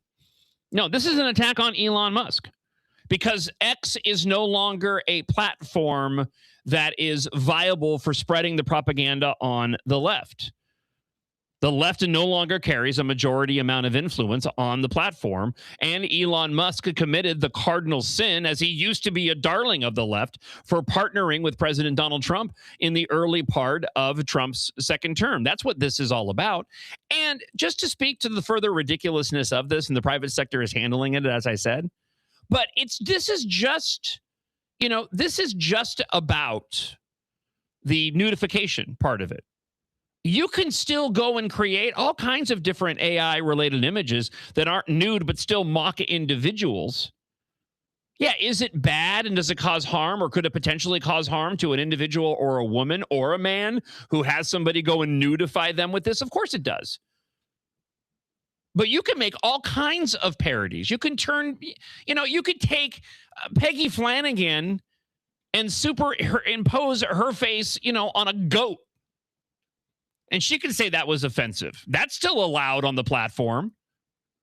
That's why this is so ridiculous and completely unnecessary. 612-584-4565. 612-584-4565. All right, let's go back and hear from you leaving comments on the Blaster line this morning. You can also email john.justice@americanexperiment.org. And I have some further audio that's kind of related to this that I want to share with you coming up. We also have our guest, Paul Wickstrom, joining us in about 4 minutes from here. Let's go and hear from friend of the show, Ron, this morning from the Blaster line. This whole notification thing, I guess I sort of understand why people are upset about it, but really, I don't. If I was the subject of a notification thing, I imagine that whatever they came up with would look 10 times better than real life. I'm not sure my wife even wants to see me naked anymore. So, to me, it'd be of no consequence. Maybe even flattering. Okay. So, Ron's fine with it because Ron's not worried about him being nudified. Nope. Okay. I think he was making a joke on that one. Just want to be clear about that. All right, we did have a couple of comments relating to George Floyd, and let's go back to the Blaster line. I don't think we will ever know for sure what caused the death of George Floyd. Would he have died if Officer Chauvin had not restrained him because of the massive overdose of fentanyl? Would he have survived if Officer Chauvin had not restrained him on the ground? We will never know because it is Well, and this goes back to, kind of the question of, whether or not the attorneys for Derek Chauvin really, did the right thing in terms of his defense. I don't think that he had, and I know others believe that as well. I think there was an admirable job done by the attorneys that were representing Derek Chauvin, but I think under different attorneys, there might have been a better or a different outcome in that case. Let's go back to the blaster line. Hey, Derek Chauvin is 100% innocent. Biggest injustice I've ever seen in my life. He was following protocol in the police training, and one officer lied on the stand about it. And I know that's the view that a lot of individuals have. And as I mentioned, I'm certainly, very curious to see where this challenge that Derek Chauvin's current attorney has put forward, where it ends up landing. Thank you so much for the comments this morning on the blaster line, 612-584-4565. Before we talk with our guest, let me go here briefly. And I know this is kind of a wonky way to get here, but I found a clip yesterday of DFL Representative Zach Stevenson. Okay. Listen, they're all a bunch of hacks. Zach's really up there, though. This clip cracked me up. So it's a clip of Zach Stevenson on a podcast, and with the podcast host, DFL Representative Zach Stevenson gets into this conversation regarding affordability. Okay. But he ends up speaking out of both sides of his mouth in this comment that I'm about to play for you. What's interesting about this is that Zach Stevenson, when I was combing through his social media, because I needed to get an example of what I'm about to share with you, and I found it, by the way, but I also found that Zach Stevenson had posted about this AI notification bill and AI in general, saying the AI industry is the only industry in America that has less regulation than sandwich shops. The OpenAI CEO actually said it out loud when talking about the future, that there will be no privacy. Is that the world that you want to live in? I think Zach Stevenson should be more concerned about why there's so much regulation on sandwich shops, which is typically because of Democrat policy, than he should be over the current lack of regulation regarding artificial intelligence. Case in point, what I was just sharing with you regarding the ridiculousness of the notification bill. That being said, it is stereotypical on the left to go and vilify and demonize the one percenters, the millionaires and billionaires. You hear it all the time. As a matter of fact, Zach Stevenson even posted, "It was great to join the Minnesota Farmers Union." This was going back to a post that he did several months ago.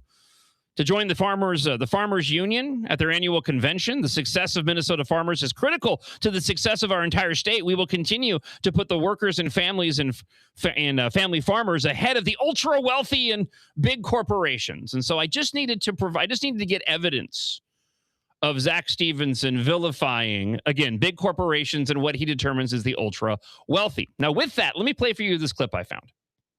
Again, Zach Stevenson talking on a podcast about affordability. And what was funny about this, just one more quick point, is that the Minnesota Star Tribune actually has a hit piece this morning. These 14 Minnesota CEOs took home more than $10 million, and one making more than $200 million. The Minnesota Star Tribune ranked the 50 highest paid executives for Minnesota public companies, including the lifetime CEO who made the most by far. The only reason they did this was to provide ammunition for what I was just talking about. The left's desire to continue to perpetuate this false narrative that millionaires and billionaires are a blight on this country, and not those individuals that are providing the most jobs to the most employees and healthcare and fantastic wages, but that these are individuals who don't pay their fair share, that they want to vilify to expand their own policies. So listen to this clip, and then I'll tell you why Zach Stevenson here is talking out of both sides of his mouth. Affordability is one of the words of the moment, especially in politics. What are a couple of things the legislature could do to realistically make life more affordable for people?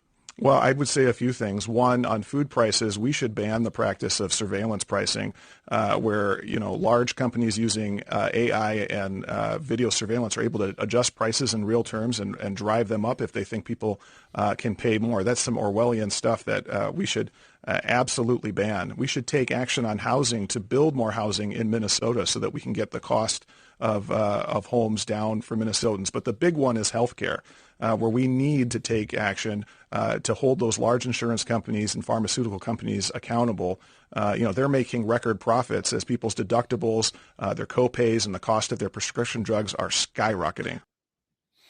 His first comment regarding the surveillance pricing and artificial intelligence and algorithms runs completely counter to his last comment regarding the evil healthcare companies making all these big profits. Wedged in the middle, and I don't want to focus on that, but I'll make a quick comment. Wedged in the middle is this fantasy land that Democrats live in, wherein they believe that if you just build more houses, that you're going to drive the cost of houses down. It's just simply not the case. It's a catch-all phrase. It's an easy one for them to go and tout, to try to go and play on the concerns of affordability here in the country that are real, but it doesn't really provide any solutions beyond a talking point. What's funny, and not even funny, what's ridiculous about what Zach Stevenson said is that if he actually believes in the policies that he says he believes in, he would be for surveillance pricing. This is not an argument on the part of John Justice and the John Justice Show presented by American Experiment advocating for surveillance pricing. All I'm pointing out is the hypocrisy of what Zach Stevenson just mentioned here. Here's the reason why. What does surveillance pricing do? Surveillance pricing via AI and algorithms, when you're going through a store, identifies you, looks at your finances, and then bases the price of what it is you're about to purchase based off your finances. Given the mentality of Zach Stevenson, he should absolutely be in support of this. They're not raising the prices on people that aren't making a lot of money. They're raising the prices on people that actually have a lot of money or have more money than other individuals. This is what the Democrats are always touting. They should be out there promoting surveillance pricing. They're the ones that want to stick it to the rich over and over and over again without ever giving any sort of qualifiers or identifiers or specificity over what it means to go and tax the hell out of billionaires. And yet here he is complaining about corporations making all this money, but at the same time talking about affordability and we need to ban surveillance pricing, when in reality, surveillance pricing via AI fits exactly into the Democrat playbook of vilifying individuals that make more than other individuals. Do they ever mean what they say? Like, ever?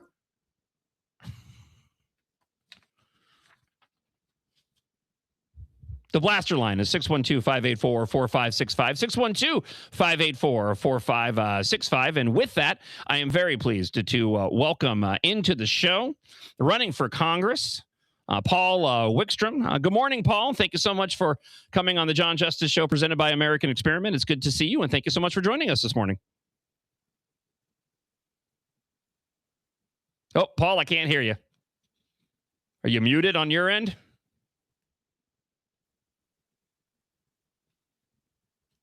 Got you now? No, I think we got it. We're okay. We're okay on our end over there. I think it's on Paul's end.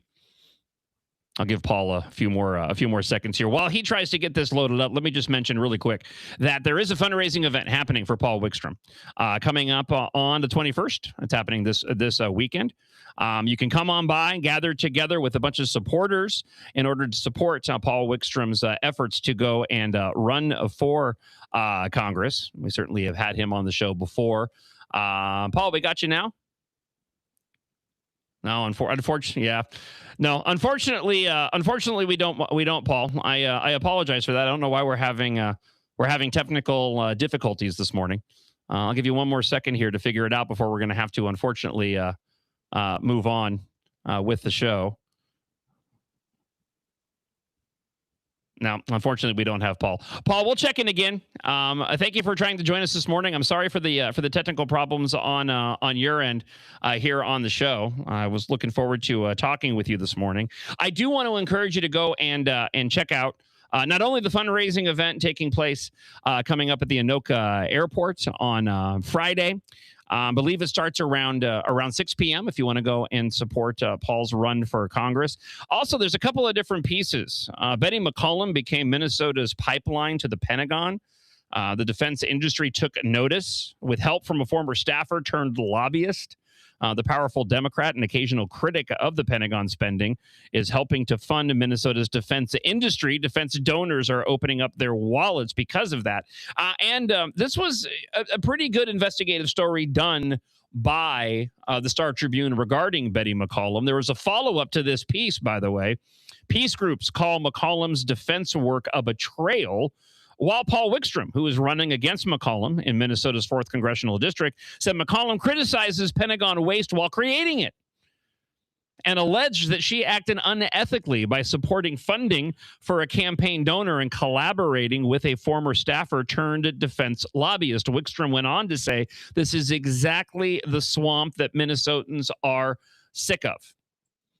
So again, if you want to support his campaign, head on over to the Anoka Airport, and that's tomorrow starting at 6 o'clock, where there's a fundraising event taking place for Paul. And it's just, again, unfortunate that we couldn't get him on the show this morning.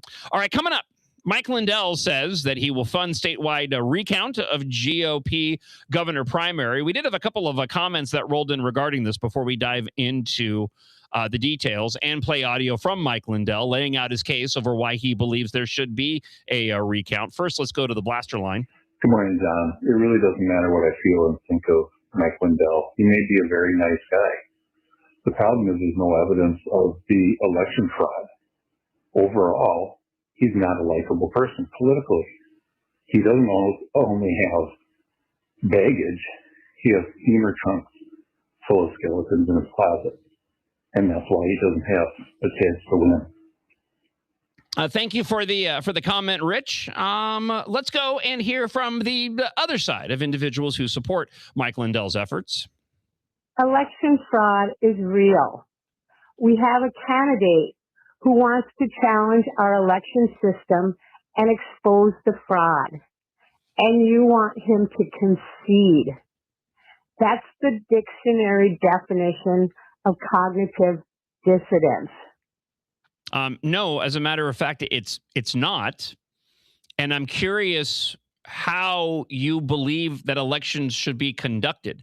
Like, is it your opinion that every candidate that loses an election should just immediately go and demand a recount in the wake of not having any evidence? Listen, you can say that election fraud is real. Election fraud is real. We've talked about election fraud here on the show many times. News stories and otherwise. The potential of election fraud. How vulnerable our elections are. But that being said, there's been no evidence that's been presented on this beyond just feelings and speculation. And as Rob Dorr from the Minnesota Gun Owners Caucus and law expert said, that Lindell is confusing unofficial election night reporting with the legal canvas. Asking the Supreme Court for records to figure out whether he has a case. There's no cognitive dissonance in any of this. He lost by 45,000 votes. He was already saying before all the votes were even counted that he wasn't going to concede. And now he's moving forward to the detriment of the GOP's chances to win in November, of which I believe that this is the best opportunity with the best slate of candidates that the GOP has put forward in the time that I've been doing, being a talk show host here in Minnesota for the past decade. But without any evidence here, is this how you believe that we're supposed to go and conduct all of our elections, that the individuals who lose immediately call for a recount? We already have laws in place. If there is a certain percentage, depending on where you are in the country, of the gap, if the percentage is small enough between two candidates, they automatically go to a recount. We just can't have it be that every single time a candidate loses and they're butt sore over it, they immediately go and demand a recount. That's not how any of this works. We'll get to more of your thoughts coming up in just a moment, 612-584-4565. But let's go ahead and hear from Mike Lindell himself. He posted this yesterday regarding how he wants to privately fund the statewide hand to recount and audit the ballots cast on in the August 11th primary. Here's what he had to say. Hello, everyone. Mike Lindell here. For 6 years, I've been fighting to secure our elections. And today, I'm announcing the largest privately funded recount audit in U.S. history. As you know, my primary race for Minnesota governor had major deviations and anomalies on election night. Well, we've now analyzed the election night reporting from the August 11th Minnesota governor's primary, and what we found demands answers. During that election, reported vote totals actually went backwards 55 different times across 25 of Minnesota's 87 counties. In one county alone, the report identified 6 separate updates where the reported vote totals went down. Think about that. When does a vote total actually go backwards?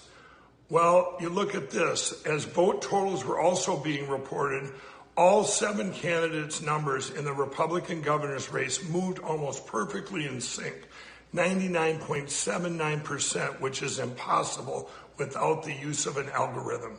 7 different candidates, votes coming in from different counties all over the state, and yet their numbers moved almost in lockstep with no spikes and no dumps ever. Why? I'll tell you why. Electronic voting machines. We have to hand count the paper ballots. One of the few good election laws that Minnesota actually does have is it allows candidates to do a full-on paper ballot recount with no machines. Also, we get to have observers in every place the ballots are counted, and we're allowed to contest the ballots. This is not a left or a right issue. Democrat Senator Amy Klobuchar, who's also running for Minnesota governor, has also advocated to get rid of the electronic voting machines and go to paper ballots hand counted. On that, Amy and I agree. In fact, did you know that on July 16th, President Trump declassified evidence from our intelligence agencies, both the CIA and the NIH, against Smartmatic and the other voting machine companies? There's a little more here. Let me just stop really quick. The contention is ridiculous. It doesn't make any logical sense given the outcome of the election and what everybody knows about the candidates, and specifically who would want to run against whom they believe would be the easier win. The Democrats would have much rather have run against Mike Lindell over Lisa Demuth. If Mike Lindell doesn't understand that, then that's on him. But that's just the reality. He would be a more beatable candidate to Amy Klobuchar than Lisa Demuth, or maybe even Kendall Qualls. So is the assumption here supposed to be that the Republicans went and gamed the election? Because I think you and I both know that I haven't seen any evidence of that happening, on top of the fact of what I said earlier in the show, and that is when you consider just how outspent Republicans are every single election versus the DFL here in the state, they need to count every single dollar when it comes to their campaigning in the primary and the general. They think they're going to be wasting time, effort, and money to go and try to rig the election. And is that really the way that you want to go to appeal to the voters, Republican voters, to suggest through absence of pointing to exactly who may have committed this fraud, that it would be Republicans who went and committed this fraud that kept him from winning the primary on Tuesday? It makes no sense. In terms of the vote tallies, the vote tallies happen like this every single election cycle. Are there sometimes potentially shenanigans involved? Absolutely. But at the local level, when you have ballots coming in from precincts, there are mistakes that are made. There are numbers that are transposed. There are numbers that are corrected. The numbers fluctuate. Anybody who follows elections, anybody who goes and works monitoring elections, you know that this happens every single election cycle. This isn't some bizarro anomaly that suddenly just popped up. No, in my opinion, this is Mike Lindell's inability to realize that he lost this election, and the best thing that he could do for the state of Minnesota, for the party that he is supposed to be representing, is to go and support the candidates who actually won in the primary and move forward. But clearly, Mike Lindell is just in this for Mike Lindell. Because even if, let's just say for the sake of argument, that his claims were true, he does his ballot recount, and he actually did win this election, do you really think that that controversy is not going to carry over into the general election and absolutely keep him from winning against Amy Klobuchar? Of course it would. But there's no evidence of this at all, and no other candidates are complaining about this. Rob Doar, not a single vote was counted wrong. No evidence of this. No evidence that a single vote count was wrong. No evidence that paper ballots differ from reported results. No proof that voting systems were uncertified. He's inventing a verification requirement that isn't even a statute. Let's get back to more of what Mike Lindell had to say. Those agencies have kept hidden from us for years. We now are using that evidence, which will vindicate me in the Smartmatic case.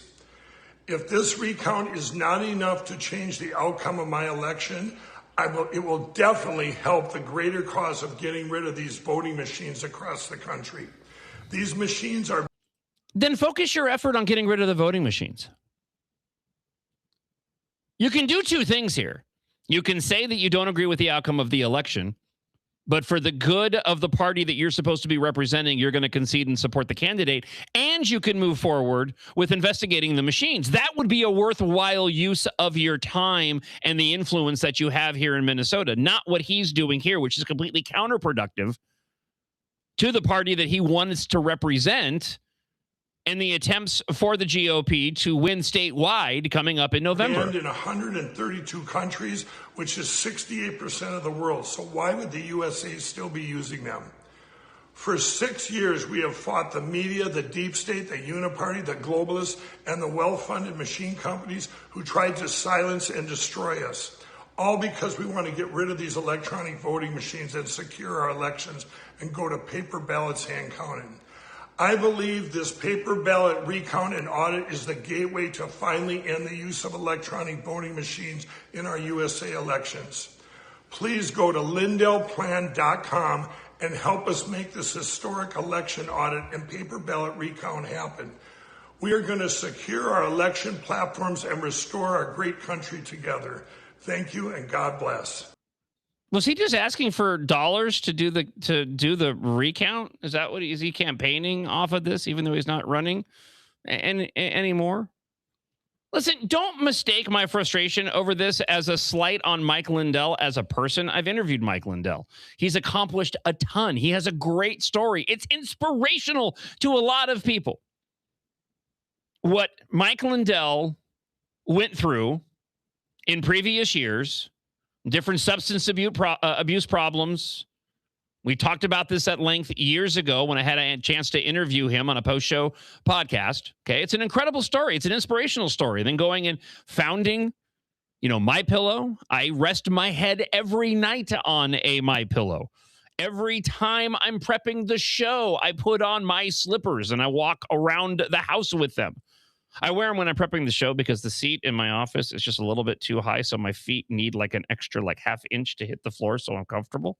So the slippers are perfect for that. My slippers are perfect for that. They're incredibly comfortable. I've had them for years, and they're still great. None of what I'm saying is against Mike Lindell as a person. Two things can be true at once, right? He's an inspirational story.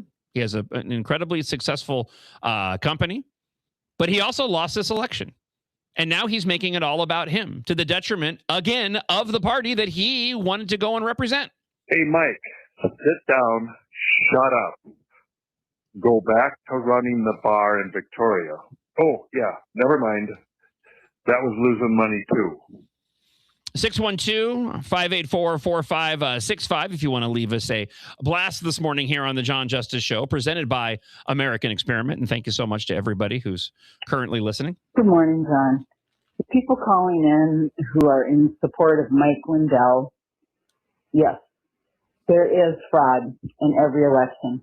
But 45,000 votes, Mike Lindell, there is no way that the GOP manufactured enough of those, and the Democrats certainly didn't do it for Mike Lindell because they had too many other things. Look at the vote counts on either side. It's not like there was a big Democrat operation to get Lisa DeMuth in. So people, please, we have to start thinking more clearly and be smart about this. This is our chance to win this year. Mike Lindell needs to give this up. Way too many votes. I don't care what anomalies he's seen. And again, I haven't seen the evidence. The only time I've seen this even talked about is on Mike Lindell TV. No other place. You guys, just calm down and let's focus and win this. Thanks, everyone. Have a great day. Listen, great comments. Thank you so much. Keep them coming in. 612-584-4565. Even if you disagree with me, I'm happy to hear the other side to the argument regarding Mike Lindell's demand for a recount in the gubernatorial primary. Hey, John, I got to disagree with you a little bit on the Mike Lindell thing. We know that Minnesota's corrupt. We know that they don't ask for ID. In fact, if you try to show ID, we know that you'll push your hand away and tell you don't need it. I think if we want to check for corruption, let's check for corruption. We know it's there, and the fact that there's no evidence doesn't mean that it's not there. But what kind of precedent are you setting? That this is going to happen every single election cycle with every single candidate when they don't win an election, and the argument is going to be that we have to do a recount because there could have been fraud involved. I'm sorry. I appreciate the comments. And again, my tone is not aimed at you specifically, but I default back to the previous statement. We just be smart about this. Be rational about this. Reverse engineer all of this. It makes zero sense whatsoever. You show me evidence of any kind that there was fraud that took place. But this idea that, yes, I don't have faith or trust in our system. I've been highlighting on the show this week the fact that we have ridiculous election laws put forward by Democrats in order to make it easy for as many people to vote as possible, including people who aren't here legally. I get all of that. The Democrats will argue that they've put all these safeguards in place all along the way, but they've offered up this low barrier to entry regarding voting that makes us susceptible to voter fraud and then makes us have to trust the system to go and do the checks and balances. Those are all legitimate, genuine concerns. But what we're talking about here is something completely different when it comes to a primary election wherein there is no controversy from anybody else, no claims of fraud from any other candidates, and you have one individual who's basically acting like a big, fat, sore loser and can't just concede and admit the fact that he lost this election. And before you leave a blast saying, well, if we do this audit, we'll have taken care of it. Give me a break already. Because I can already, I've been doing this long enough, I can already hear the comments going, well, if we conduct this audit on a statewide level, then we can expose any potential fraud if there is any, and then we'll have tackled the problem. No, that's not going to be the precedent that's set. Because in order for that to be true, then we have to go and actually change the election laws. And depending on what the outcome of the election is in November, there's no guarantee that any of these laws that I'm concerned about and you're concerned about are actually going to go and change.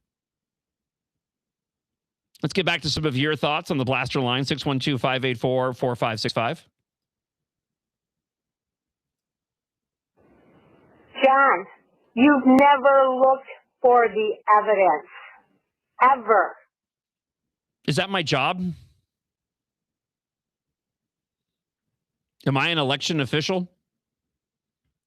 Is my job as a talk show host to go and look for evidence of election fraud? I'm sorry, I didn't see that in my job description here at American Experiment or in any of my previous gigs. I think you misunderstand what my role is as a talk show host.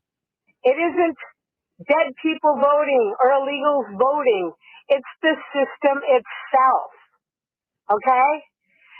Space Force caught it in 2020. The NSA caught it in 2020. Mike Lindell caught it in 2020. Patrick Byrne caught it in 2020. Hey, producer Devin, can you help me out here for just a second here? What year is it right now? Carry the 2026. 2026. Okay. If my math is correct, she's talking about things about 6 years ago, right? That aren't, I believe so. Is that right? Okay. I know. I don't want to drag you in on this. I know you're just the producer of the show, but I figured just some basic math would be okay. You're okay with that? Okay. I made I'm glad I made a proper assumption. They have the evidence. They've shown the evidence. You've never looked for it. Again, that's not my job. What evidence are you talking about? The 2020 evidence? We're talking about 2026. We're talking about a primary that just took place like a week or so ago. We're talking about that primary. We're not talking about 2026. And I'm a talk show host. I'm not an investigative journalist. Neither is Mike Lindell, for that matter. Let's get back to some more of your thoughts from the blaster line this morning. It's become pointless to talk to you about the Mike Lindell thing because you have your mind made up and all you want to do is argue about it. You have your opinion. Other people have their opinion. Mike Lindell has his opinion. Can we just move on to a different topic, please? It's getting old. Unfortunately, it's not going away. I had avoided this until this popped up on my radar yesterday. Among the claims, as you heard, Lindell said that vote totals moved backwards during reporting and that some counties reported more votes than ballots cast. He did not provide evidence in his announcement claiming those alleged irregularities affected certified results. All right, let me take another angle on this because I know I'm annoying some of you people, and I'm not going to apologize. If you're getting annoyed, that's a choice that you're making. To be angered and annoyed is a choice. If you take anything away from the show today, to be offended is a choice. You made a choice to listen to the show. That's on you. And I hope you continue to do so, because what fun would it be if you agreed with me all the time? Especially my ridiculous stances when it comes to the Super Bowl and to debates. That's probably some of my worst takes as of late. Here's where I get frustrated as we start to close out this show, is that Mike Lindell does carry, weight, right? Like I said, none of what I'm talking about this morning is any slight on the man at all. And two things can be true at once, okay? I think he's a great American. I think he genuinely cares about this country. I also think what we're seeing right now is a bit of selfishness on his part. Okay? So two things can be true at once. But that being said, because of the influence that he carries and his concern over election fraud, there's a lot of good that he could do to go and tackle election fraud. Like real concerns over what we're hearing from former election judges. I have some audio that I'll share of Cam Higbee here in a little bit, being an advocate for supporting the candidates that did win the primary so the GOP can win statewide, so we can actually go and enact some voter integrity so that we don't have to be as concerned about voter fraud. That would be a good use of his energy and time. I'll provide you that example here coming up in just a moment as we close in on hour 3 here on the John Justice Show. I just want to take a moment and remind you that if you need to get away and escape for a while and relax from all the content that we share on the show, which I hope you listen and continue to listen every single day, head on over to MiniLeaf, MINNELEAF.com, and check out their wide array of fantastic products. The fun gummies, if you're looking to chill out. The spooky mini leaf tonics, delicious flavors on the mini leaf tonics, by the way. Brewed right here in Eden Prairie. All the packaging for Mini Leaf is done locally. And that's because Eric and his wife that run Mini Leaf, they love Minnesota and they want you to live a better life through their products. And that certainly has been the case with me when it comes to the night gummies. They've been the absolute game changer in getting my sleep back on track. They taste great. They're all the products are third party tested, made with all natural ingredients. You will taste happy and potentially get a good night's sleep just like me with their night gummies. All you have to do is head on over to MiniLeaf.com. That's MINNELEAF.com. That's MiniLeaf.com.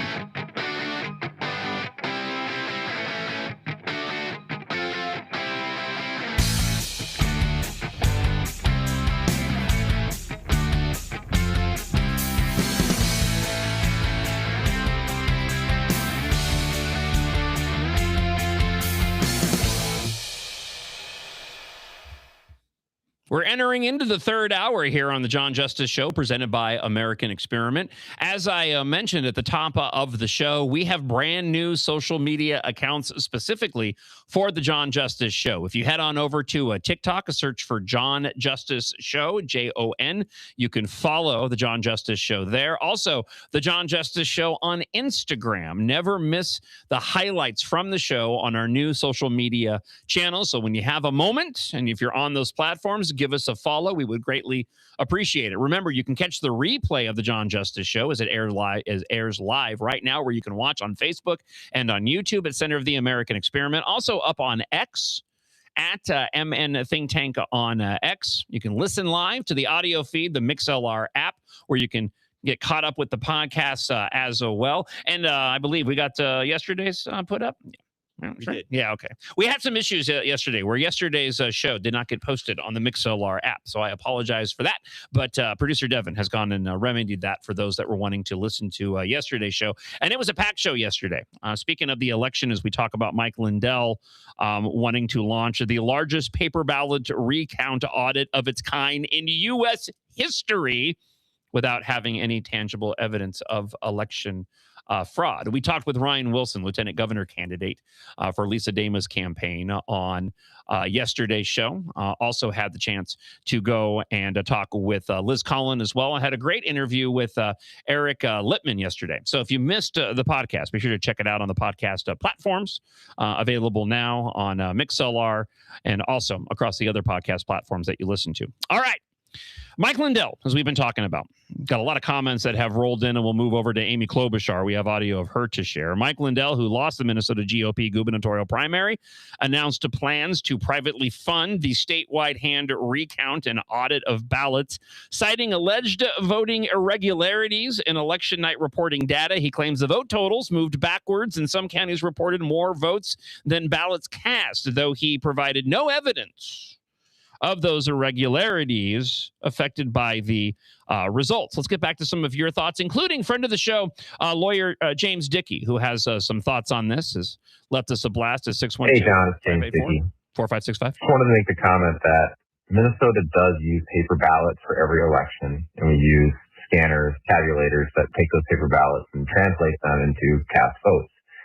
And after every general election, randomly selected precincts are hand counted to check the machine's accuracy. So if Mike Lindell wants to pay for a full recount and prove to everybody that he lost and that the fraud in our elections is not from the machines, but it's from people showing up to vote who shouldn't be voting, or, ineligible people registering to vote, and the law allows him to do that, then I say go ahead. Thank you for the comment, James. Greatly appreciated. If you want to leave a comment, you can do so at 612-584-4565. Again, 612-584-4565. Good morning, John and Alan Self River. Hopefully this is the final step for Lindell to just disappear back to making his awesome pillows. Let him do the recount. He's privately funding it. Who gives a shit? Maybe he'll just go away. Well, I care. I do care. Listen, he can do what he wants to do, but make no mistake, this is not going to be to the benefit of any of the GOP candidates that won. Therein lies the problem. If Mike Lindell wants to go and spend his money, although it seems as if he's trying to gather up funds to go and pay for this, he can. If people want to go and support it, they can. I'm just curious what happens if he goes and does this audit and doesn't get the results that he wants. Is he going to lament the damage that might have been done to the candidates heading into November? Because make no mistake, the DFL will run on this. They will absolutely use what Mike Lindell is doing and then cast criticism across the entirety of the GOP candidates for the stunt that Mike Lindell is attempting to pull off here. Hey, Mikey, this kind of spoiled temper tantrum narcissism is the exact reason you lost the election. And this is what I was referring to a moment ago, because this is where I think the energy could be spent. Continue to focus on the GOP's need to win elections to bring about election integrity. Cam Higbee, who was there with James O'Keefe when they did their voter vouching stunt on primary day, he had the chance to talk to a former Minneapolis head election judge who wanted to remain anonymous, talking about homeless people being able to vote in our elections. Here is that exchange that Cam Higbee posted on X this week. In the training, they emphasized, this wasn't in the earlier trainings, this might have started maybe about 2017, 18. They made it a point that if a person came in and they were homeless, we had to really work hard to letting them vote without an address. How do you know they're in the precinct? And the way we know is you ask them, well, where do you usually sleep?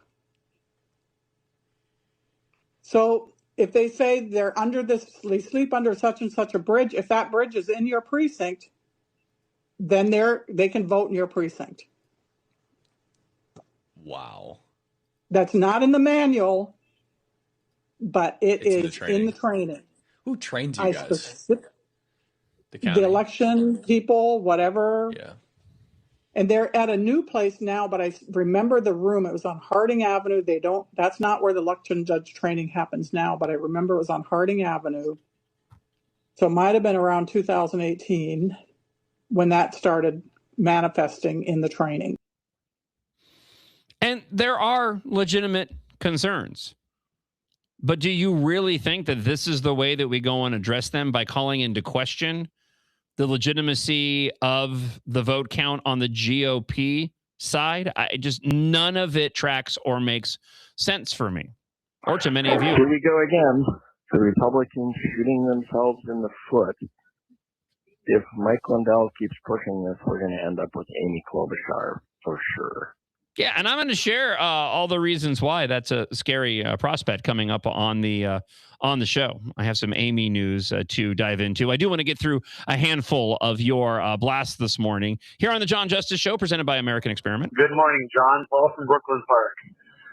So I was going to vote for Lisa Damouz anyway, and I'm glad I did because the way Mike's handling this. If Mike could beat Lisa fair and square, I would be voting for Mike. I'm going to support the Republicans because you just can't support these Democrats. He could do a lot for the party by just getting behind her and saying, I want to fix voting in the state so Lisa can have a good chance to beat Amy. That's what he needs to do. Get in line, Mike. Congratulations on getting your life in order, but get on board here. Yeah, and that's probably what is most frustrating to me, is that it's wasted effort where there is influence that Mike Lindell carries, and it's, in my view, it's simply being squandered. Let's get back to a few more of your thoughts, and then we'll turn our attention over to Amy Klobuchar. Good morning, John. This is Vinny. Calling about Mike Lindell not winning the nomination. Going to say it like my wife did. The reason Mike Lindell did not win is because he's not good looking. And the truth is, a lot of people vote by somebody's appearance more than they do by their qualifications. Well, to a lot of people, Mike Lindell is not good looking. Was that the same guy that got the I don't have any integrity because I don't look like I sound? Is that the same? Yes. Thank you, Vinny, for the blast. I could not disagree with you more. I won't spend the rest of the show going through who I believe are unattractive candidates or those serving in official capacities, and it's all very subjective. No, I think that the amnesty plan that he put forward is probably a bigger factor as to why Mike Lindell lost. Not how he looks. Is he an unattractive dude? I never considered Mike Lindell that. Producer Isaac has joined us, taking over for Devin. Do you have any thoughts either way over the handsomeness of Mike Lindell? Absolutely brutal for that to be the first question. This morning. The facial hair kind of works for him. I don't think I've ever seen him without the mustache, but I think the mustache works for him. I would dare to say he's kind of a handsome dude. Okay. Whatever. Sure. I say that with the staunch record of heterosexuality. Not that there's anything wrong with that. Yeah, fair enough. Just saying, All right, let's get back to some of your thoughts this morning. I know Mike's a lot of bluster, but the question he brings up is something about machines rolling back. Is there a logical explanation to that? Let's not blow that off. But I agree with you. He needs to give up and move on. Good luck. Good show, John. Thanks. Bye. Thank you. And thank you for the kind words this morning. I greatly appreciate it. I wonder if this was the plan all along for Mike Lindell, that if he lost, then he was going to contest the election and look for more evidence of fraud. That just makes sense to me that perhaps that was his complete goal. I personally didn't vote for him because I don't think he can win against Amy Klobuchar. So that was why my vote didn't go his way. Well, it all started on election night. I mean, even as the votes were still rolling in, Mike Lindell was saying he wasn't going to concede. So whether it was a plan all along, we don't I think know. the problem is this. We know that there's cheating in the elections. He needed to get standing, so he had to run an election so he could pull all of this stuff to try to prove it. But he did it in a primary where there's going to be far less cheating than there would be in the actual general election. But he didn't win, so he can't get into the general election to get standing in that. So he's trying to prove what we've all known for years, and he's doing us a favor. He's just going about it in a way that is perhaps a little bit clunky, I guess. One person's clunky is another person's undermining. Because as I said, this undermines all of the slate of candidates on the GOP side to have this being in the background. Because wherein you don't have local media, say, talking about Derek Chauvin's attorney and his bombshell claim that Thief Ellison and Dim Walls didn't convene a grand jury in the indictment against Derek Chauvin, it's missing from all of the media outlets. But I can tell you, you know what they are all covering on their front pages? This story. Every single one of them. And why do you think they're doing that? You know exactly why they're doing that. They're doing that because they want to undermine Republicans, because that's what this will do. It's a sideshow that's a distraction and not beneficial to the GOP. You can concede the election and work in conjunction with the new Republican governor to implement voter integrity laws, or you can continue to fight the election results of the primary and bring more viewers to your TV channel. That's true. Maybe I should go about it. Maybe I should run for office, lose, and then say that I refuse to back down and then try to get more people to the show. Have we thought about that? Should let's convene the comms today, Isaac. Let's convene the cabal of comms here at American Experiment. Let's plot our way towards getting new individuals to listen and watch the show online. You're regretting coming in now, aren't you? Not at all. He's like, why did I agree to go and fill in? I didn't realize I was going to have to be subjected to these shenanigans. I got a text that rolled in. If anyone should want to recount, it's Kendall Qualls because he was the endorsed candidate. That's a fantastic point. And other people made the point, too, that when you actually look at the vote totals and the number of individuals that came out to vote for Amy Klobuchar, it doesn't lead into any of the claims that Mike Lindell is making regarding voting fraud occurring, benefiting, Lisa Dameth in this campaign. All right, one more and we'll move over to some other issues. Hi, I'm calling in about Mike Lindell. Mike Lindell was shut down by every judge that he could come upon to make sure that the machines were accurate. So now he decided to run for governor. Well, if he has a recount, maybe it's going to prove to everybody that the machines are not reliable. Sorry. I can't. That's terrible. I gotta redo it. No, you were fine. You were totally good. You had it. You were right. Thank you for the comment. I got you. Oh, that's unfortunate. I know what that's like, though. I record everything for live. I hate doing it. Really, where it really comes down to? It comes down to editing. I just hate doing editing. But since I do a live show, I just don't like it when I have to go and splice things up. So when I record social media posts, I just do them all in one take, which often requires me to start and stop all the time. Because a little unknown fact among most individuals when it comes to hosts who do live shows, at least if this is the case for me, is that often it's harder to go and record something because mentally you know that you can start and stop. Isaac's shaking his head. You know what I'm talking about. No, that's legit. Yeah, it's completely 100%. Legit. The moment you know that you're recording, it's like for some reason there's a trigger in your head where if you just go and say one thing, it's like, I can stop it and start it over. You can't do that when you're live. So when you're live, you just get to make all the mistakes and conflate words. And that's my favorite, by the way, when people leave me blasts and they talk about how, I took two words and I combined them mistakenly when I was talking, and they want to go and leave a comment and let me know that happened. It's fantastic. It's the best. Totally not saying that happened this morning, by the way. Just want to say for the sake of argument, totally not saying that happened this morning. And that I wasn't completely pleased that somebody had pointed that out. It was amazing. Best part of my morning. Wow. Yeah. Tough morning. John.justice@americanexperiment.org. Quite on the contrary, my friend. It's actually been a fantastic morning despite that. So that's a daily occurrence, by the way. That's not something that's not a rarity. That happens all the time. This is the best audience that I've ever had in my 30 years of being a talk show host here in Minnesota. Previous job, and certainly now here at American Experiment, just continues to prove the loyalty of you, the listener. And I can't tell you how appreciative I am. There is a big butt coming here, though. Let me just tell you, there's a huge, massive butt. It's just going right here.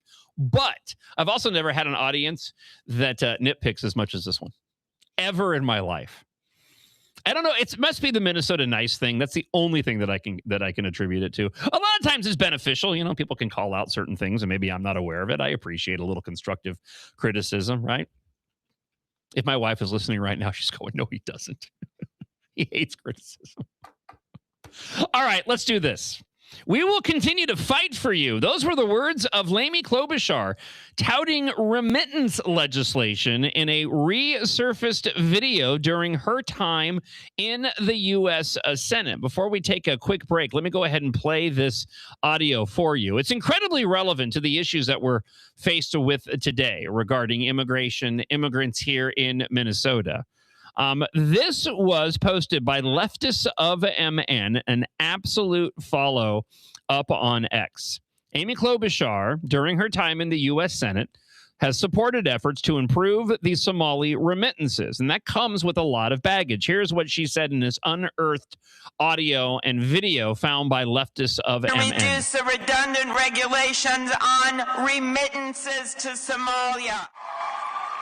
Now, we know you do your part, and that's why Congressman Ellison and Senator Franken and I work so hard to reduce the redundant regulations on remittances to Somalia, lessening the burdens for banks. We have more to do, but we will continue to fight for you. Did I wear the right color today? There's more.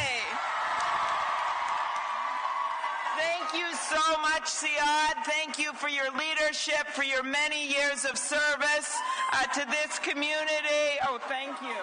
Okay, very good. Okay, very good.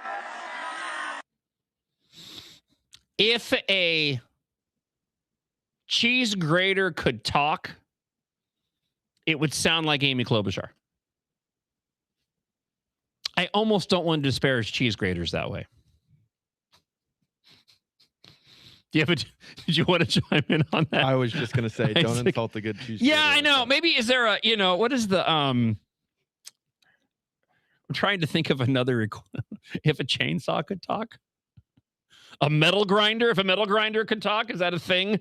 I don't know. There's got to be an official name for it, right? I don't know why cheese grater just popped into my head. I'm like, she's just so grating. All right, we'll get to the issue at hand. On a routine basis, Somalis living abroad send money to their relatives back in Somalia. Those funds are called remittances, and they make up a portion of the country's GDP. However, Somalia does not have a formal banking system, so the remittance process relies on a complicated network of independent money transferring through organizations and people on the ground in Somalia. Somalians living in Minnesota have sent unknown millions to Somalia through the remittance process. And during her time in the U.S. Senate, DFL Senator Amy Klobuchar has supported those efforts to improve the Somali remittance process, even though it's riddled with issues. We're going to dive into more of this coming up in just a moment. We'll certainly get to more of your thoughts from the Blaster line coming up in just a moment, 612-584-4565. And if you want to email, john.justice@americanexperiment.org. And now here's commentary on the latest issues facing Minnesotans from the hosts, policy fellows, and guests of American Experiment. For more content, head on over to the center of the American Experiment's YouTube page or at americanexperiment.org. What's that thing that Keith Ellison said in the December 2021 meeting with fraudsters? Money is freedom. Money is Such a good power. reference. Yeah, right? I mean, that's happening in Minnesota, and you don't just see it with public sector unions generally, but I mean, look at the teachers union. It is like cartel levels of control that they hold over the DFL here in Minnesota. So even if there were some DFL legislators who say wanted school choice and thought it was a great policy, the teachers union is so against it and so against any meaningful reform that they really can't come out and support it because they're being funded, their campaigns are being run by the union. Think about it. Now that school's out for the summer, how are Minnesota students doing? Not very well. Minnesota ACT scores fell again last year and are the lowest they've been in 10 years. In fact, fewer than half of Minnesota students can either read or do math at grade level. Think about it. We used to brag about our schools. Now we're losing to states like Mississippi. Visit AmericanExperiment.org for more information. Think About It is brought to you by Center of the American Experiment, Minnesota's think tank. Minnesota is the second most generous state in the nation, spending $46,000 on public welfare per person in poverty in 2023. Second most generous. Just really quick, if those people in poverty had the $46,000, they wouldn't be in poverty. So I just would like to quickly point out checks. Quickly point out that the government is once again like the least efficient organization in the world. Think about it. Minnesota has always been a low crime state. But according to the most recent Bureau of Criminal Apprehension data, we are now above the national average when it comes to Part 1 crimes, a category that includes crimes like murder, assault, rape, and carjackings. Think about it. Minnesota is now a high crime state. Visit highcrimemn.com to learn more. Think About It is brought to you by Center of the American Experiment, Minnesota's think tank. It's John Justice, and be honest, your old self would be disappointed in you right now. That was certainly the case for me. And then I found the NutraWave program. You used to own the room. Now you don't anymore. Let's change that starting right now. With no pills and no shots, NutraWave, over 13 years, has helped thousands of men and women lose the weight and keep it off for good. I've lost 25 pounds on this amazing program, and I cannot say enough good things about NutraWave. It all starts with a free Truth metabolic scan plus a free red light therapy session. You've got nothing to lose and everything to gain except all the weight.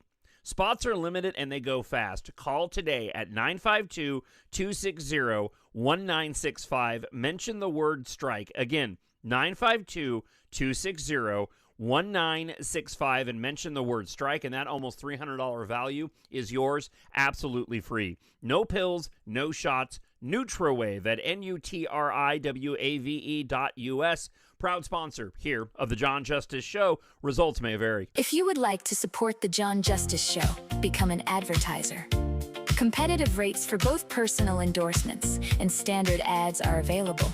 For more details, email john.justice@americanexperiment.org.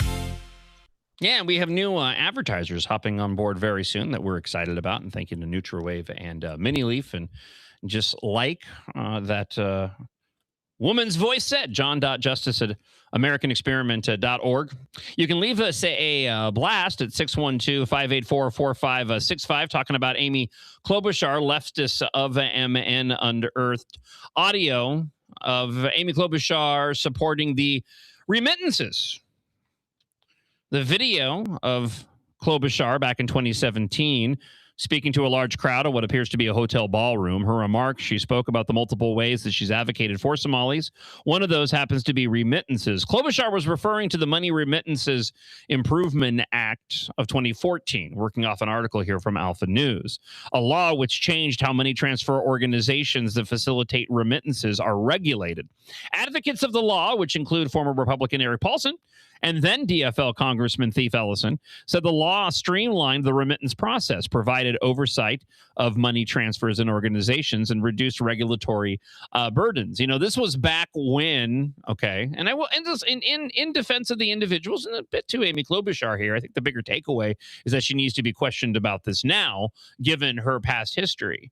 But there certainly wasn't the issue back then in 2017 that we see now regarding the amount of money that is leaving the state via these remittances, and the fact that it's been shown in various investigative reporting that I've covered in previous iterations of the show, that this money that ends up back in Somalia often ends up in the hands of terrorist organizations because of the very concern and the fact that there is no sort of formal banking system. So the money gets captured by these terrorist organizations that may be funding efforts to go and undermine Western values and us here in the United States. That speech and the underlying legislation that Klobuchar supported was just one instance of the senator's advocacy for improved Somali remittance process. And make no mistake, she's doing this not because she genuinely cares about the Somali community. She was doing this because she wants to capitalize, just like the DFL continues to want to capitalize on the votes of Somali immigrants here in Minnesota.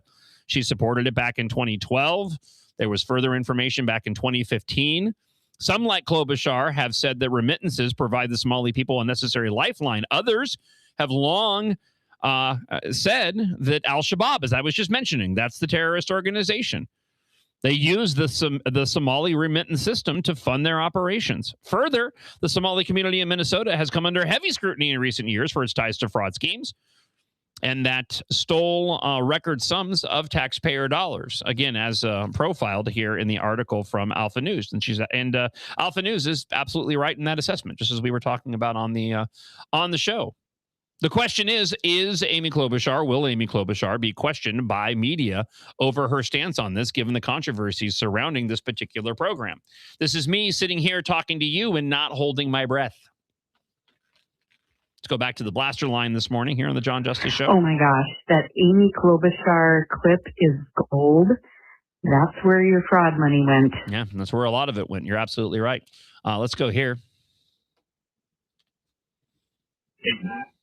Good morning, John. Great show so far. At least cheese graters are useful. So let's thank you for the comment. You're right. I love me some cheese, by the way. Just want to say that for the record. It does make me gaggy on occasion. It's true. Happens when you get older, Isaac. Yeah, it's just one of those things. Can't do the dairy. Can't do the dairy nearly as much as I did when I was a younger lad. All right, a couple more Amy Klobuchar clips and some comments that I have that I wanted to share with you. So it's funny to me. There's a little speaking tick that Amy has. She doesn't smile very often, hardly at all.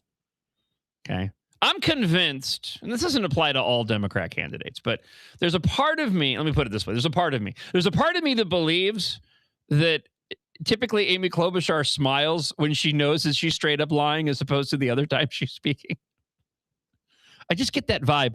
State Senator Michael Holstrom posted this flashback, and it's worth noting regarding Joe Biden's mental decline at his time in office, okay?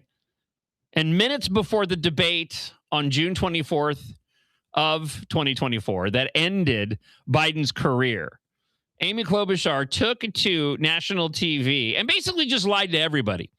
We knew this back then, but now we actually have evidence. You had Barry Weiss interviewing Jake Tapper of CNN, and we played the audio, I believe, last week, where he laid out the Politburo. That's what they called it within the Biden administration.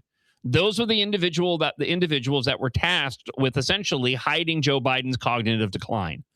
Now, Amy Klobuchar was not alone in this camp of ridiculously defending Joe Biden's mental ability, his cognitive ability. You had Governor Dim Walz right at the next morning of the debate saying so. Amy said this beforehand, but here's what she had to say in this clip, and she's smiling widely in this clip. By the way, and we need reform to ICE. We must have reform. Oh. Sorry, that's the other clip I need to play. We're going to go I've long believed and supported funding for Order at the Border, and I... Oh, I'm sorry. I guess I grabbed the wrong clip there. Oh, that's my bad. Okay, so let me go ahead and share this with you. So my apologies here. So minutes before that debate, she got on national news and said that absolutely Joe Biden was sharp as a tack. All the time that she had spent with Joe Biden, she didn't see any signs whatsoever of his cognitive decline. And then, of course, we know what happened with that debate that transpired and ended up ending his career. So I do have a couple of other clips that I wanted to share with you. I just transposed the numbers there. So that is on me. I want to go back to Farm Fest just briefly. And then we're going to move over to some other issues and get back to some of your thoughts from the blaster line this morning at 612-584-4565. First, there was this clip during Farm Fest, wherein Amy Klobuchar went and essentially got booed by the audience over her comments about security and wanting to protect the people of Minnesota. I've long believed and supported funding for Order at the Border, and I have worked well with law enforcement in Minnesota for years. But what Quiet. Wow. I ran the largest prosecutor's office in the state and was endorsed by police many, many times. So don't. So don't. So don't. She got shaky, by the way. She was like it was an angry Amy in that moment. She was very angry. What did not get a lot of play, and this is what I wanted to mention. What didn't get a lot of play were the comments that Amy made right after she made that statement at Farm Fest. We need reform to ICE. We must have reform, and if anyone wants to see what happened, $70 billion into ICE, so it's bigger than the FBI now. It's bigger than the Marines. I did not support that. I think that $70 billion extra dollars should go to you for your health care. That money should go to you for your housing, and it should go to you for your child care. Okay, there's a couple of things about this, and this actually, this clip, in my opinion, should have gotten a lot more attention for a couple of different reasons. First, the content of what she was saying. She means what she says here, but much like the healthcare costs that she voted for, that she now believes that she can magically lower. We talked with John Phelan about this earlier in the week. If you missed it, be sure to go back and listen to the podcast. Check out his article about Amy Klobuchar's claims of what she wants to do to lower healthcare costs. It's not going to do anything of the such. But it's much like what she said here. The funding for the federal ICE agents, it's not applicable at all to what she's mentioning. It's not like if Democrat commies go and defund ICE, that Minnesotans are suddenly going to go and get that money. That's not how this works. That's what her suggestion was. That money that we're paying for ICE, that we're spending so much money for Immigration and Customs Enforcement, should go to you. How is that supposed to happen? That's not how any of these funding mechanisms work. Let me play the clip again. Reform to ICE. We must have reform, and if anyone wants to see what happened, $70 billion into ICE, so it's bigger than the FBI now. It's bigger than the Marines. I did not support that. I think that $70 billion extra dollars should go to you for your health care. That money should go to you for your housing, and it should go to you for your child care. The other aspect of this that I wanted to make mention, I am convinced more and more every single day, this is all beneath her. She does not want this job. She doesn't want to have to run for this job. She doesn't like, this is all my opinion. I don't believe that she had any desire to be governor of the state of Minnesota. I think that Amy Klobuchar was perfectly content being the senator of small things, not getting involved in anything really controversial, every election cycle popping up as if she has some chance to be the Democrat nominee, probably was looking towards 2028. And when I hear her talk and hear her get that angry and make was kind of a rookie mistake. I mean, that is a typical tactic of Democrats to go and conflate funding mechanisms on the federal level and then relate it to the state, because that makes no logical sense. And again, to go and imply, you can argue that ICE receives so much money. There's no context. She didn't provide any context as to why ICE is given as much money as they are compared to those other entities that she mentioned, which also have different funding mechanisms. But then to take it the step further and say that money should be going to you, that's not how that works. And that's a rookie mistake for somebody who's seasoned like Amy Klobuchar to make. It's a very hack thing for a politician on the left to go and do. But the other part of that, too, is just her anger. And my takeaway from the way that she talks in this clip and in other clips when she's held press conferences, she just feels like this job is beneath her. This is not what she wanted to do. She was forced to because Governor Dim Walz was an abject failure.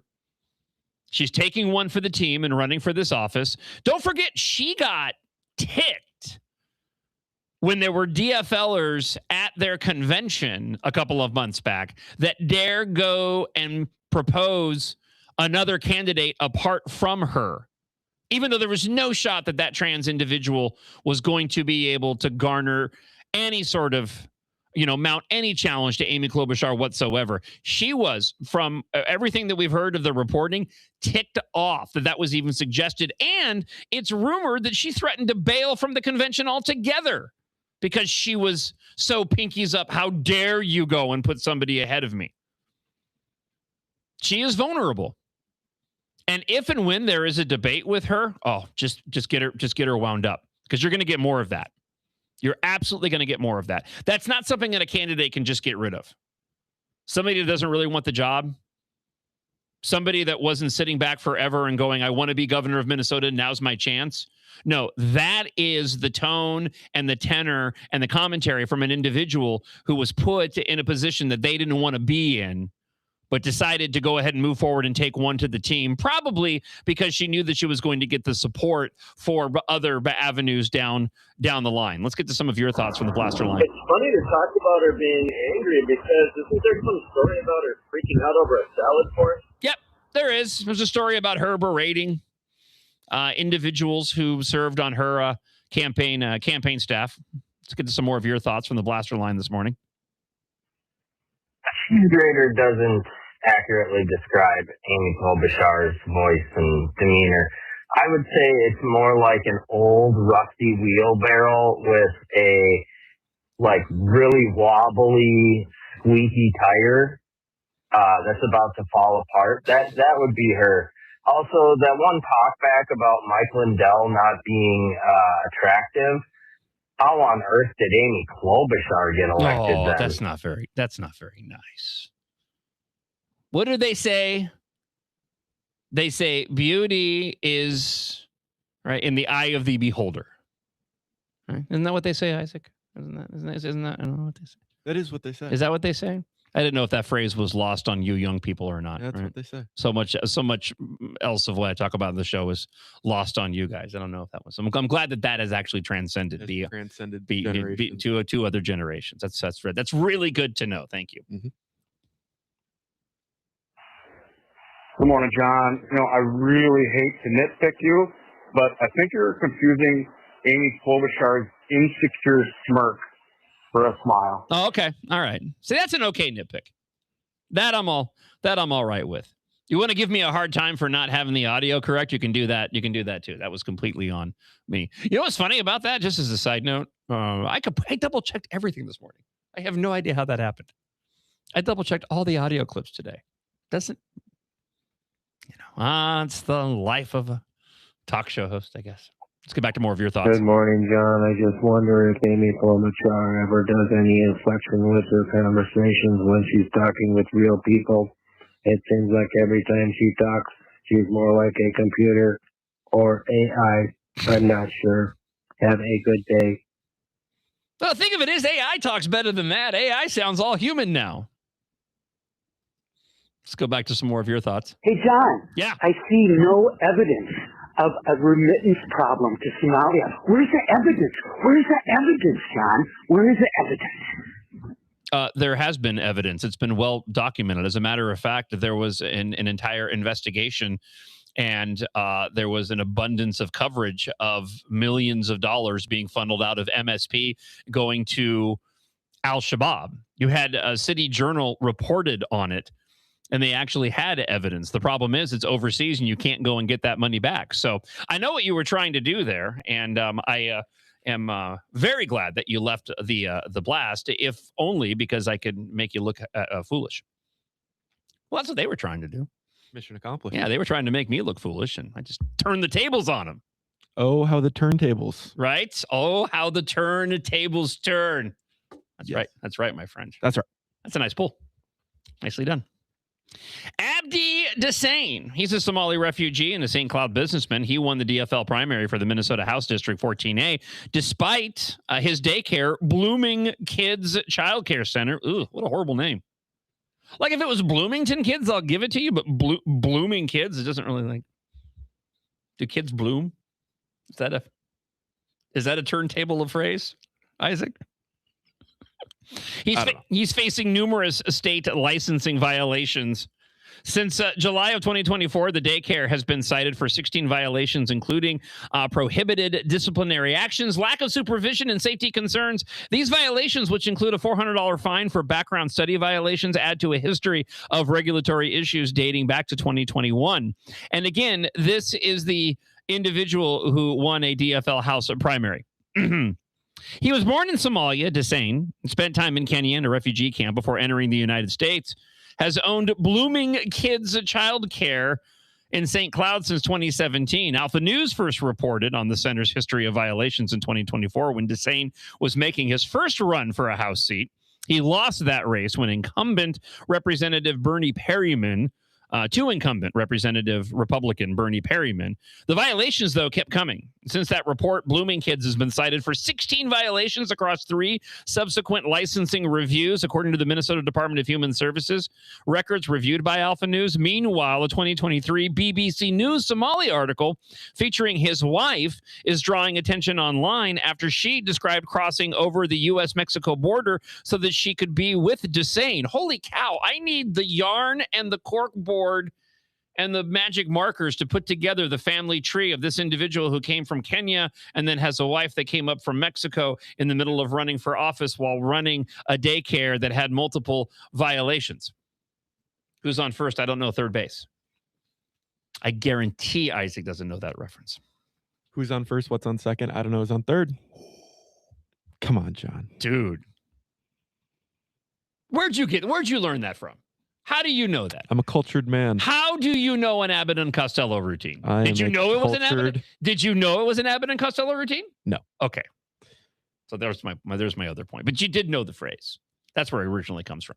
I've seen the whole thing. Oh, have you? That's Abbott. That's Abbott and Costello. Okay. It's very funny. Was it a family member that introduced this to you? No, it was 6th grade. Okay. All right. We had to recite like poems or speeches or stuff, and one of my classmates did it. Oh, well, good on that classmate. They are. I don't want to. He, okay. Yeah. Don't want to be misgendering anybody on this show, right? A very cultured individual. Yes. So hat tip to them. All right. Let's see here. The wife said, "I smuggled myself and I jumped over the wall for my love." Aw. Where's that Hallmark story? I scaled the border, all for love. You know what? Maybe I'll write some poetry about that and make another AI song out of it. Maybe I'll do that for Freedom Friday. Can you tell we're getting close to the end of the show, and I know Freedom Friday is around the corner? I'm getting into that mindset. I smuggled myself and jumped over the wall for my love.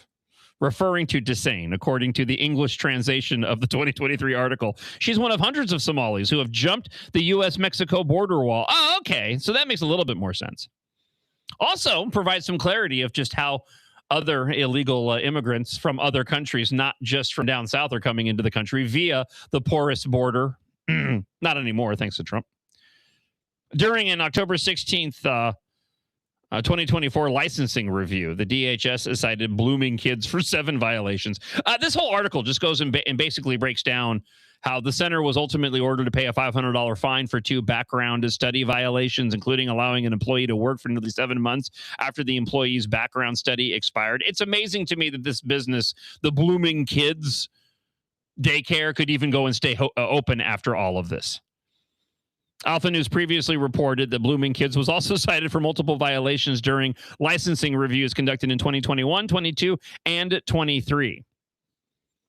Despite all of this, this is now an individual who is the DFL House primary winner, going and wanting to be a representative here in Minnesota, and has gotten support from DFLers. Color me not surprised by any stretch. 612-584-4565. All right, let's go and talk with or hear from Andrew on the blaster line. Blooming Kids Childcare? There's a Somalian guy? Are you sure that you didn't go to the Leering Center and you meant to put grooming kids? Man, this works so messed up. Yeah, maybe that's one of those. Maybe it was a typo. Blooming Kids is odd. That is it's an odd. Well, I'm not saying that Amy Klobuchar isn't just a stunningly, radiantly beautiful woman. I'm sure to some people that she is. You know, eye of the beholder, beauty, all that. But to quote her, a clip that is never really been heard from her, she did say,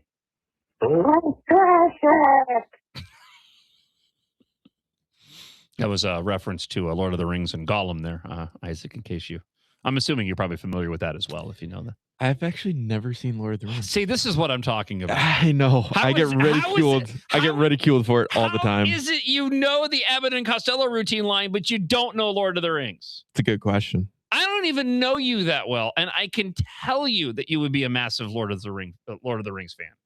Huge. You look like you're from Lord of the Rings. I mean, it's a compliment.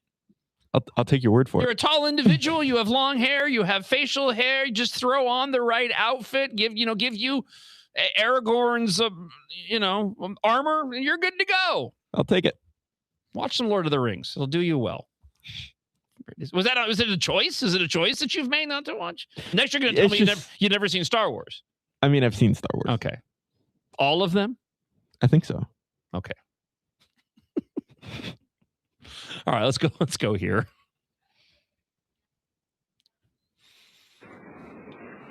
Good morning, John. I just wanted to mention with Amy Klobuchar, if you can't lead with intellect and servant leadership, then you typically lead with cruelty. That's probably why she has a reputation of being so mean. Oh. And I don't think the devil wears Prada, but I do think she wears Kohl's. Yeah. Have a good day. The devil absolutely wears Kohl's. It's 100% true. I almost feel bad that I'm bringing this up right at the end of the show because this is going to make a lot of people mad. Just saying. I've been holding on to this one for a bit. I could be wrong. It is probably the most ridiculous thing that I've talked about this morning, apart from Mike Lindell wanting a statewide recount. Minneapolis operates a loan program for business owners who don't want to pay interest for religious reasons. And 1.4 million has already been issued through that program. The city's alternative financing program was created specifically to comply with Islamic or law or Sharia law, which prohibits charging or paying interest. Listen, doesn't it say in the Bible that thou shalt not payeth the interest, for thy is the will of God? Isn't that that's in the Bible, right? That's in one of the, I don't know which book or chapter, but it does. Thou shalt not to payeth the interest, for thy is the will of God. I only say that because it's part of my religion to not have to pay any interest either. So I just want to. Is it sacrilege that I made up a Bible verse? Is that maybe? I think I'm teetering on the brink here. My father's going to give me a call later on today. I know it. The city's alternative financing program. That's what it's called, right? Let's see. It's known as a RIBA, R-I-B-A, not to be confused with the country singer, and instead relies on financing structures that generate a return without conventional interest. This launched in 2007, the Alternative Financing Program. It's issued loans to more than 48 businesses totaling $1.4 million, according to the information provided to Alpha News. 8 loans are currently active and have totaled $470,000 when they were dispersed. The Minneapolis City Council first approved the alternative financing program in 2006 as a complement to the city's 2% loan program that provides loans to city businesses. Now, the alternative financing program is drawing national attention after journalist Natalie Winters highlighted Minneapolis and their Sharia-compliant financing. Winters' social media post had a list of instances where Sharia-compliant financing is being promoted. You know, it cracks me up. Cracks me up. That's not the right terminology. Drives me nuts. Just as an example, I remember, I think we all do, remember all of the separation of church and state arguments over and over again. Prayer in school, right? How many different examples? Religious exemptions when it comes to individuals who don't want to go or take a wedding photograph of a gay couple or bake a cake. And the list goes on and on and on and on and on, right? It's always, always, always, always, always targeted at Christianity. Always. And yet every single other religion, as long as it's beneficial for Democrats, gets catered to. I mean, why is this allowed, but yet anybody else simply could easily go and make up whatever religion they want? You know, there's always the fictitious one for atheists that they use, the giant flying spaghetti monster. I think that's the one that atheists use all the time. Right? There's no reason why somebody can't go, well, you know what? My God, the spaghetti monster says, just like I was making the joke about what the Bible says, you know, says that I shouldn't have to pay interest on these loans, or at least it should be, you know, like at 2%. But if it's not politically expedient or advantageous for leftists, you get ignored, you get ridiculed. They tout, you know, separation of church and state, and it doesn't happen. But here, you have those who lean into Sharia law, and you have the city of Minneapolis catering to them once again. It's the double standard. Sharia financing, as posted by Natalie Winters, is being adopted as an official government policy all across America. Dozens of examples of cities, states, and federal regulators changing loan programs, tax rules, and banking policy for economic development and plans to accommodate Islam. All because Democrats believe that it's beneficial to them to win elections in the future, to their own detriment, because if you have individuals who align with Sharia law, who get into positions of power, they will do everything they possibly can to undermine the values that have made the United States of America the greatest country on the planet. They will do everything to undermine the United States Constitution and our laws and our beliefs here in the West. And this will impact Democrats. It'll probably actually end up hitting them first. They're the ones, to their own detriment right now, that are putting themselves in league with these individuals who have come into the country that have no respect for the United States of America. And they think they're being so clever by aligning themselves with individuals who actually have a fundamental disagreement on so many issues, even with Democrats. But it is the enemy of my enemy is my friend. That's what's happening here. And they are catering to it, to their own demise, and ultimately to the demise of the values that you and I hold so dear, that we want to stay in place for our children and their children and future generations. In Minneapolis, the city government operates a program called the 2% Loan Program. That program allows businesses in the city to receive a loan from a private lender and have Minneapolis match that sum up to $75,000. Businesses can only use the money for equipment or to improve their building. Oh, okay. So, you know, it's specific, guys. You know, they have stipulations on it. So I guess that makes it totally fine. Is that what the argument is here? The private lender sets their own financial terms for its portion of the loan. Boy, that's nice. And Minneapolis charges 2% interest on its portion of the loan. The loan cannot exceed 10 years. The alternative financing program is a variation of the same program, but allows Muslims to obtain these programs without having to pay the 2% interest. Instead, Muslims using the alternative financing program pay a 2% rate of return charge. A private lender provides half of the financing at their rate of return, and the city provides the rest up to $75,000 at a 2% rate of return. That was according to a city spokesperson to Alpha News. In short, The city receives a financial return on the investment it made into the business rather than charging the interest on a set schedule. Despite the different terminology and structure, Minneapolis says it comes out the same financially. Not every loan, however, has been repaid as planned. Big shock. Some of these alternative financing loans and the 2% loans have resulted in default. Yeah, of course they have. Alternative financing can be used by Muslims, and non-Muslims alike. So you can take advantage of this if you want. Do you have to claim allegiance to Sharia law? I'm just out of curiosity. Here, somebody has an answer for me. I guess I wasn't too far off the mark of my my Bible verse. Yeah, John, that rule from the Bible, all shall not pay interest on home loans, is actually from the Book of Hesitation. The Book of Hesitation. One of my favorite books of the Bible, and the one does not get discussed nearly enough. Sharia-compliant products of various kinds are being used across the country, with Sharia-compliant home mortgage products being among them. In fact, the Minnesota Department of Revenue has a specific instructions on how mortgage registry tax should be applied in Sharia-compliant home financing. Can you imagine? Let me replace the terminology here. You ready? Let's see. How do I want to word? Let's go. Let's just go with Christian. Christian compliant products of various kinds are being used across the country, with Christian compliant home mortgage products being among them. In fact, the Minnesota Department of Revenue has specific instructions on how mortgage registry tax should be applied to Christian compliant home financing. Have they turned off the feed yet? Did they shut me down? Can't say those things, John. Only when you're talking about Sharia law. According to MDR, Christian-compliant home mortgages are often structured using cost plus profit components instead of principal plus to interest components that are traditional Minnesota mortgages. Yeah, this is never in a million years would that happen. MDR's guidance on the Sharia-compliant mortgages says only the underlying cost of the house, not the fully amortized sum, should be subjected to the mortgage registry tax.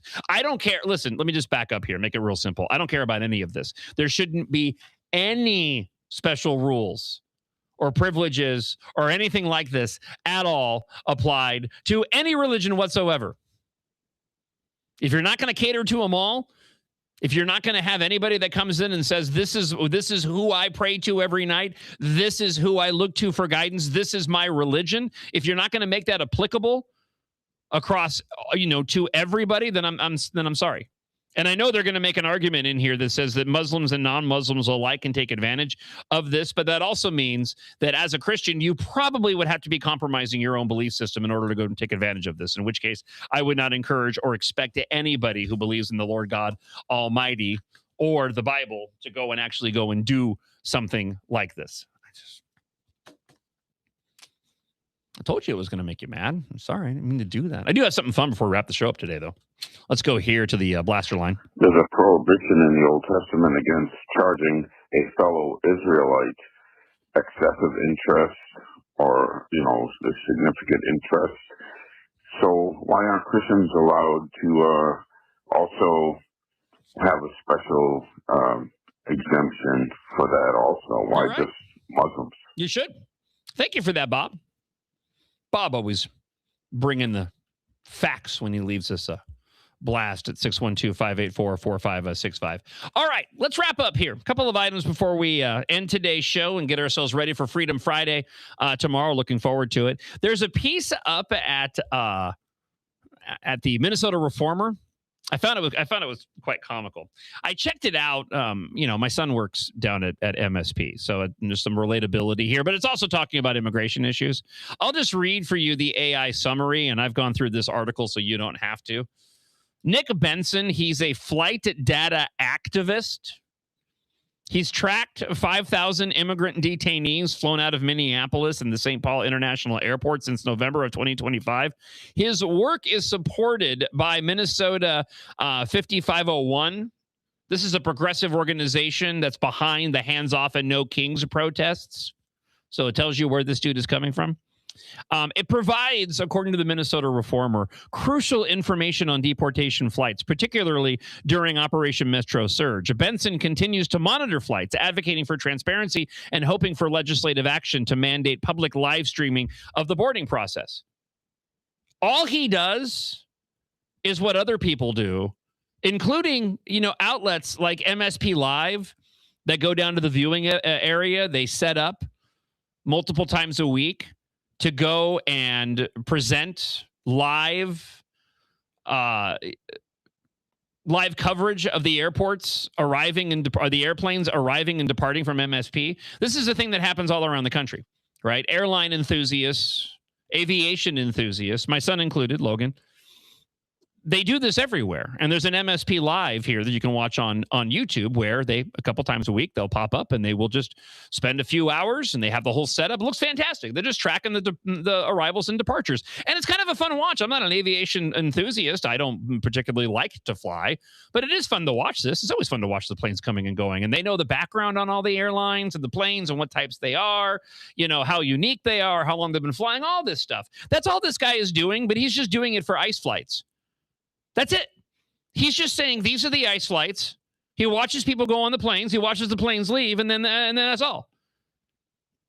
Now, the whole reason why he does it is because it puts forward this idea, because it's coming from a mindset that these people should not be deported at all. So in the mind of this Nick Benson, a flight data activist, he's doing a service by letting people know just how many flights are leaving. I'll tell you what, this has crossover appeal for Republicans. I don't know. That'd be kind of fun. I'd watch a live stream of deportation planes leaving MSP and having the number of individuals, accounted for who are hopping onto those flights and taking off. I'd be entertained by that just because it's great to see individuals being held accountable for coming into the country illegally. That's not the intent of this guy. The intent of this guy is to go and continue to vilify and demonize the Trump administration and their deportation efforts. So, hey, I guess good on him for finding a racket. Let me play this for you as we close out the show this morning. Stephen Miller, at the end of the Sean Hannity show, ended up going off on Democrats who have been essentially bending the knee to communists, especially regarding the issue of illegal immigration. Here's what he had to say. Of our time right now, Sean, is the socialist communist takeover of the Democrat Party. You've gone through the list before. A political party that wants to abolish prisons and jails, that wants to abolish the border, abolish ICE, defund, dismantle, and destroy law enforcement. And as you just mentioned, Sean, they release illegal alien criminals who are raping and murdering innocent Americans. This is a political party unworthy of power, and they must be exposed. And that's what's going to happen at the midterm convention, Sean. Well, it's time. You know what? It's game time. And I know people wait usually till after Labor Day. I'm not waiting. This is too important. 76 days away.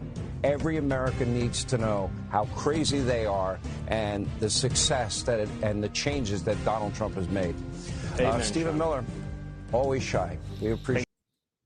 Love me some Stephen Miller, by the way. Always spitting truth. Thank you so much for hanging out on the show this morning. I'm going to give you a little bit of a preview of something that I'll play in its entirety on tomorrow's show.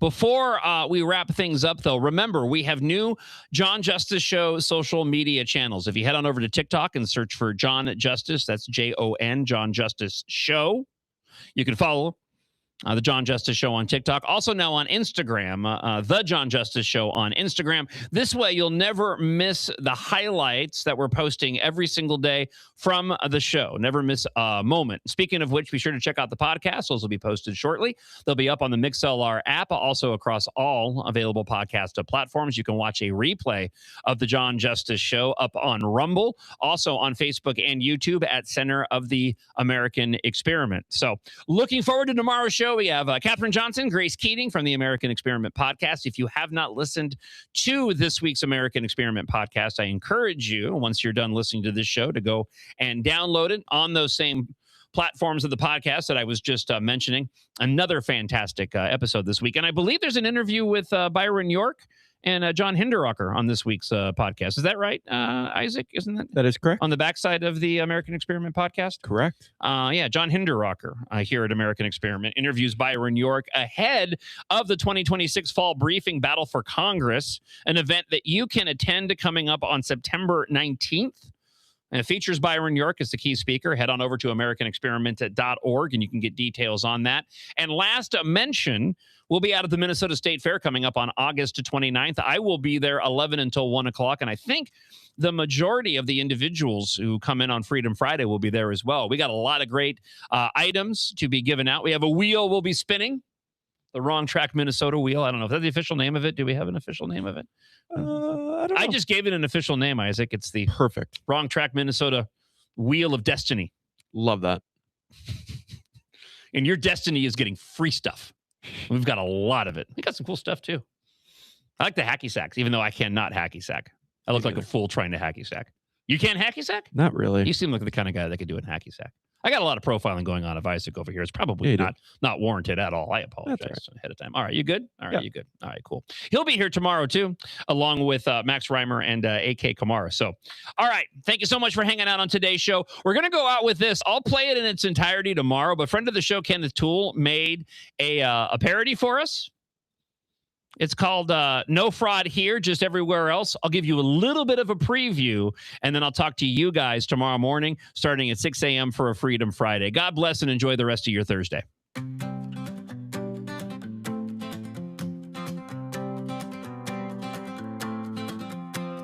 $250 million for meals that never hit a plate.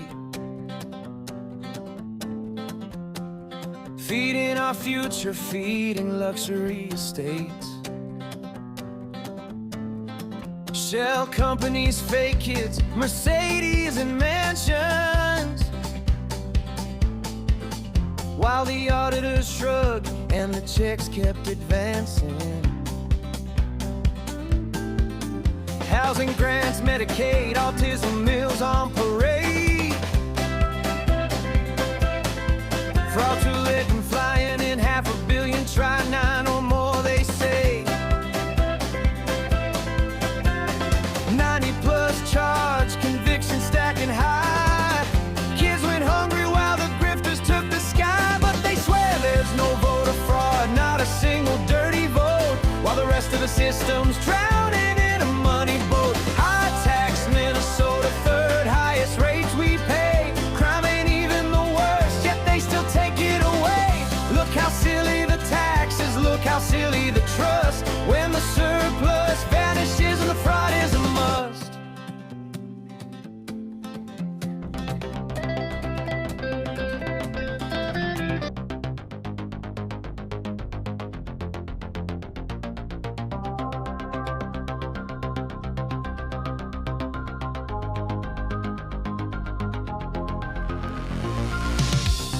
He speaks through static waves at dawn, a voice that lingers when night is gone.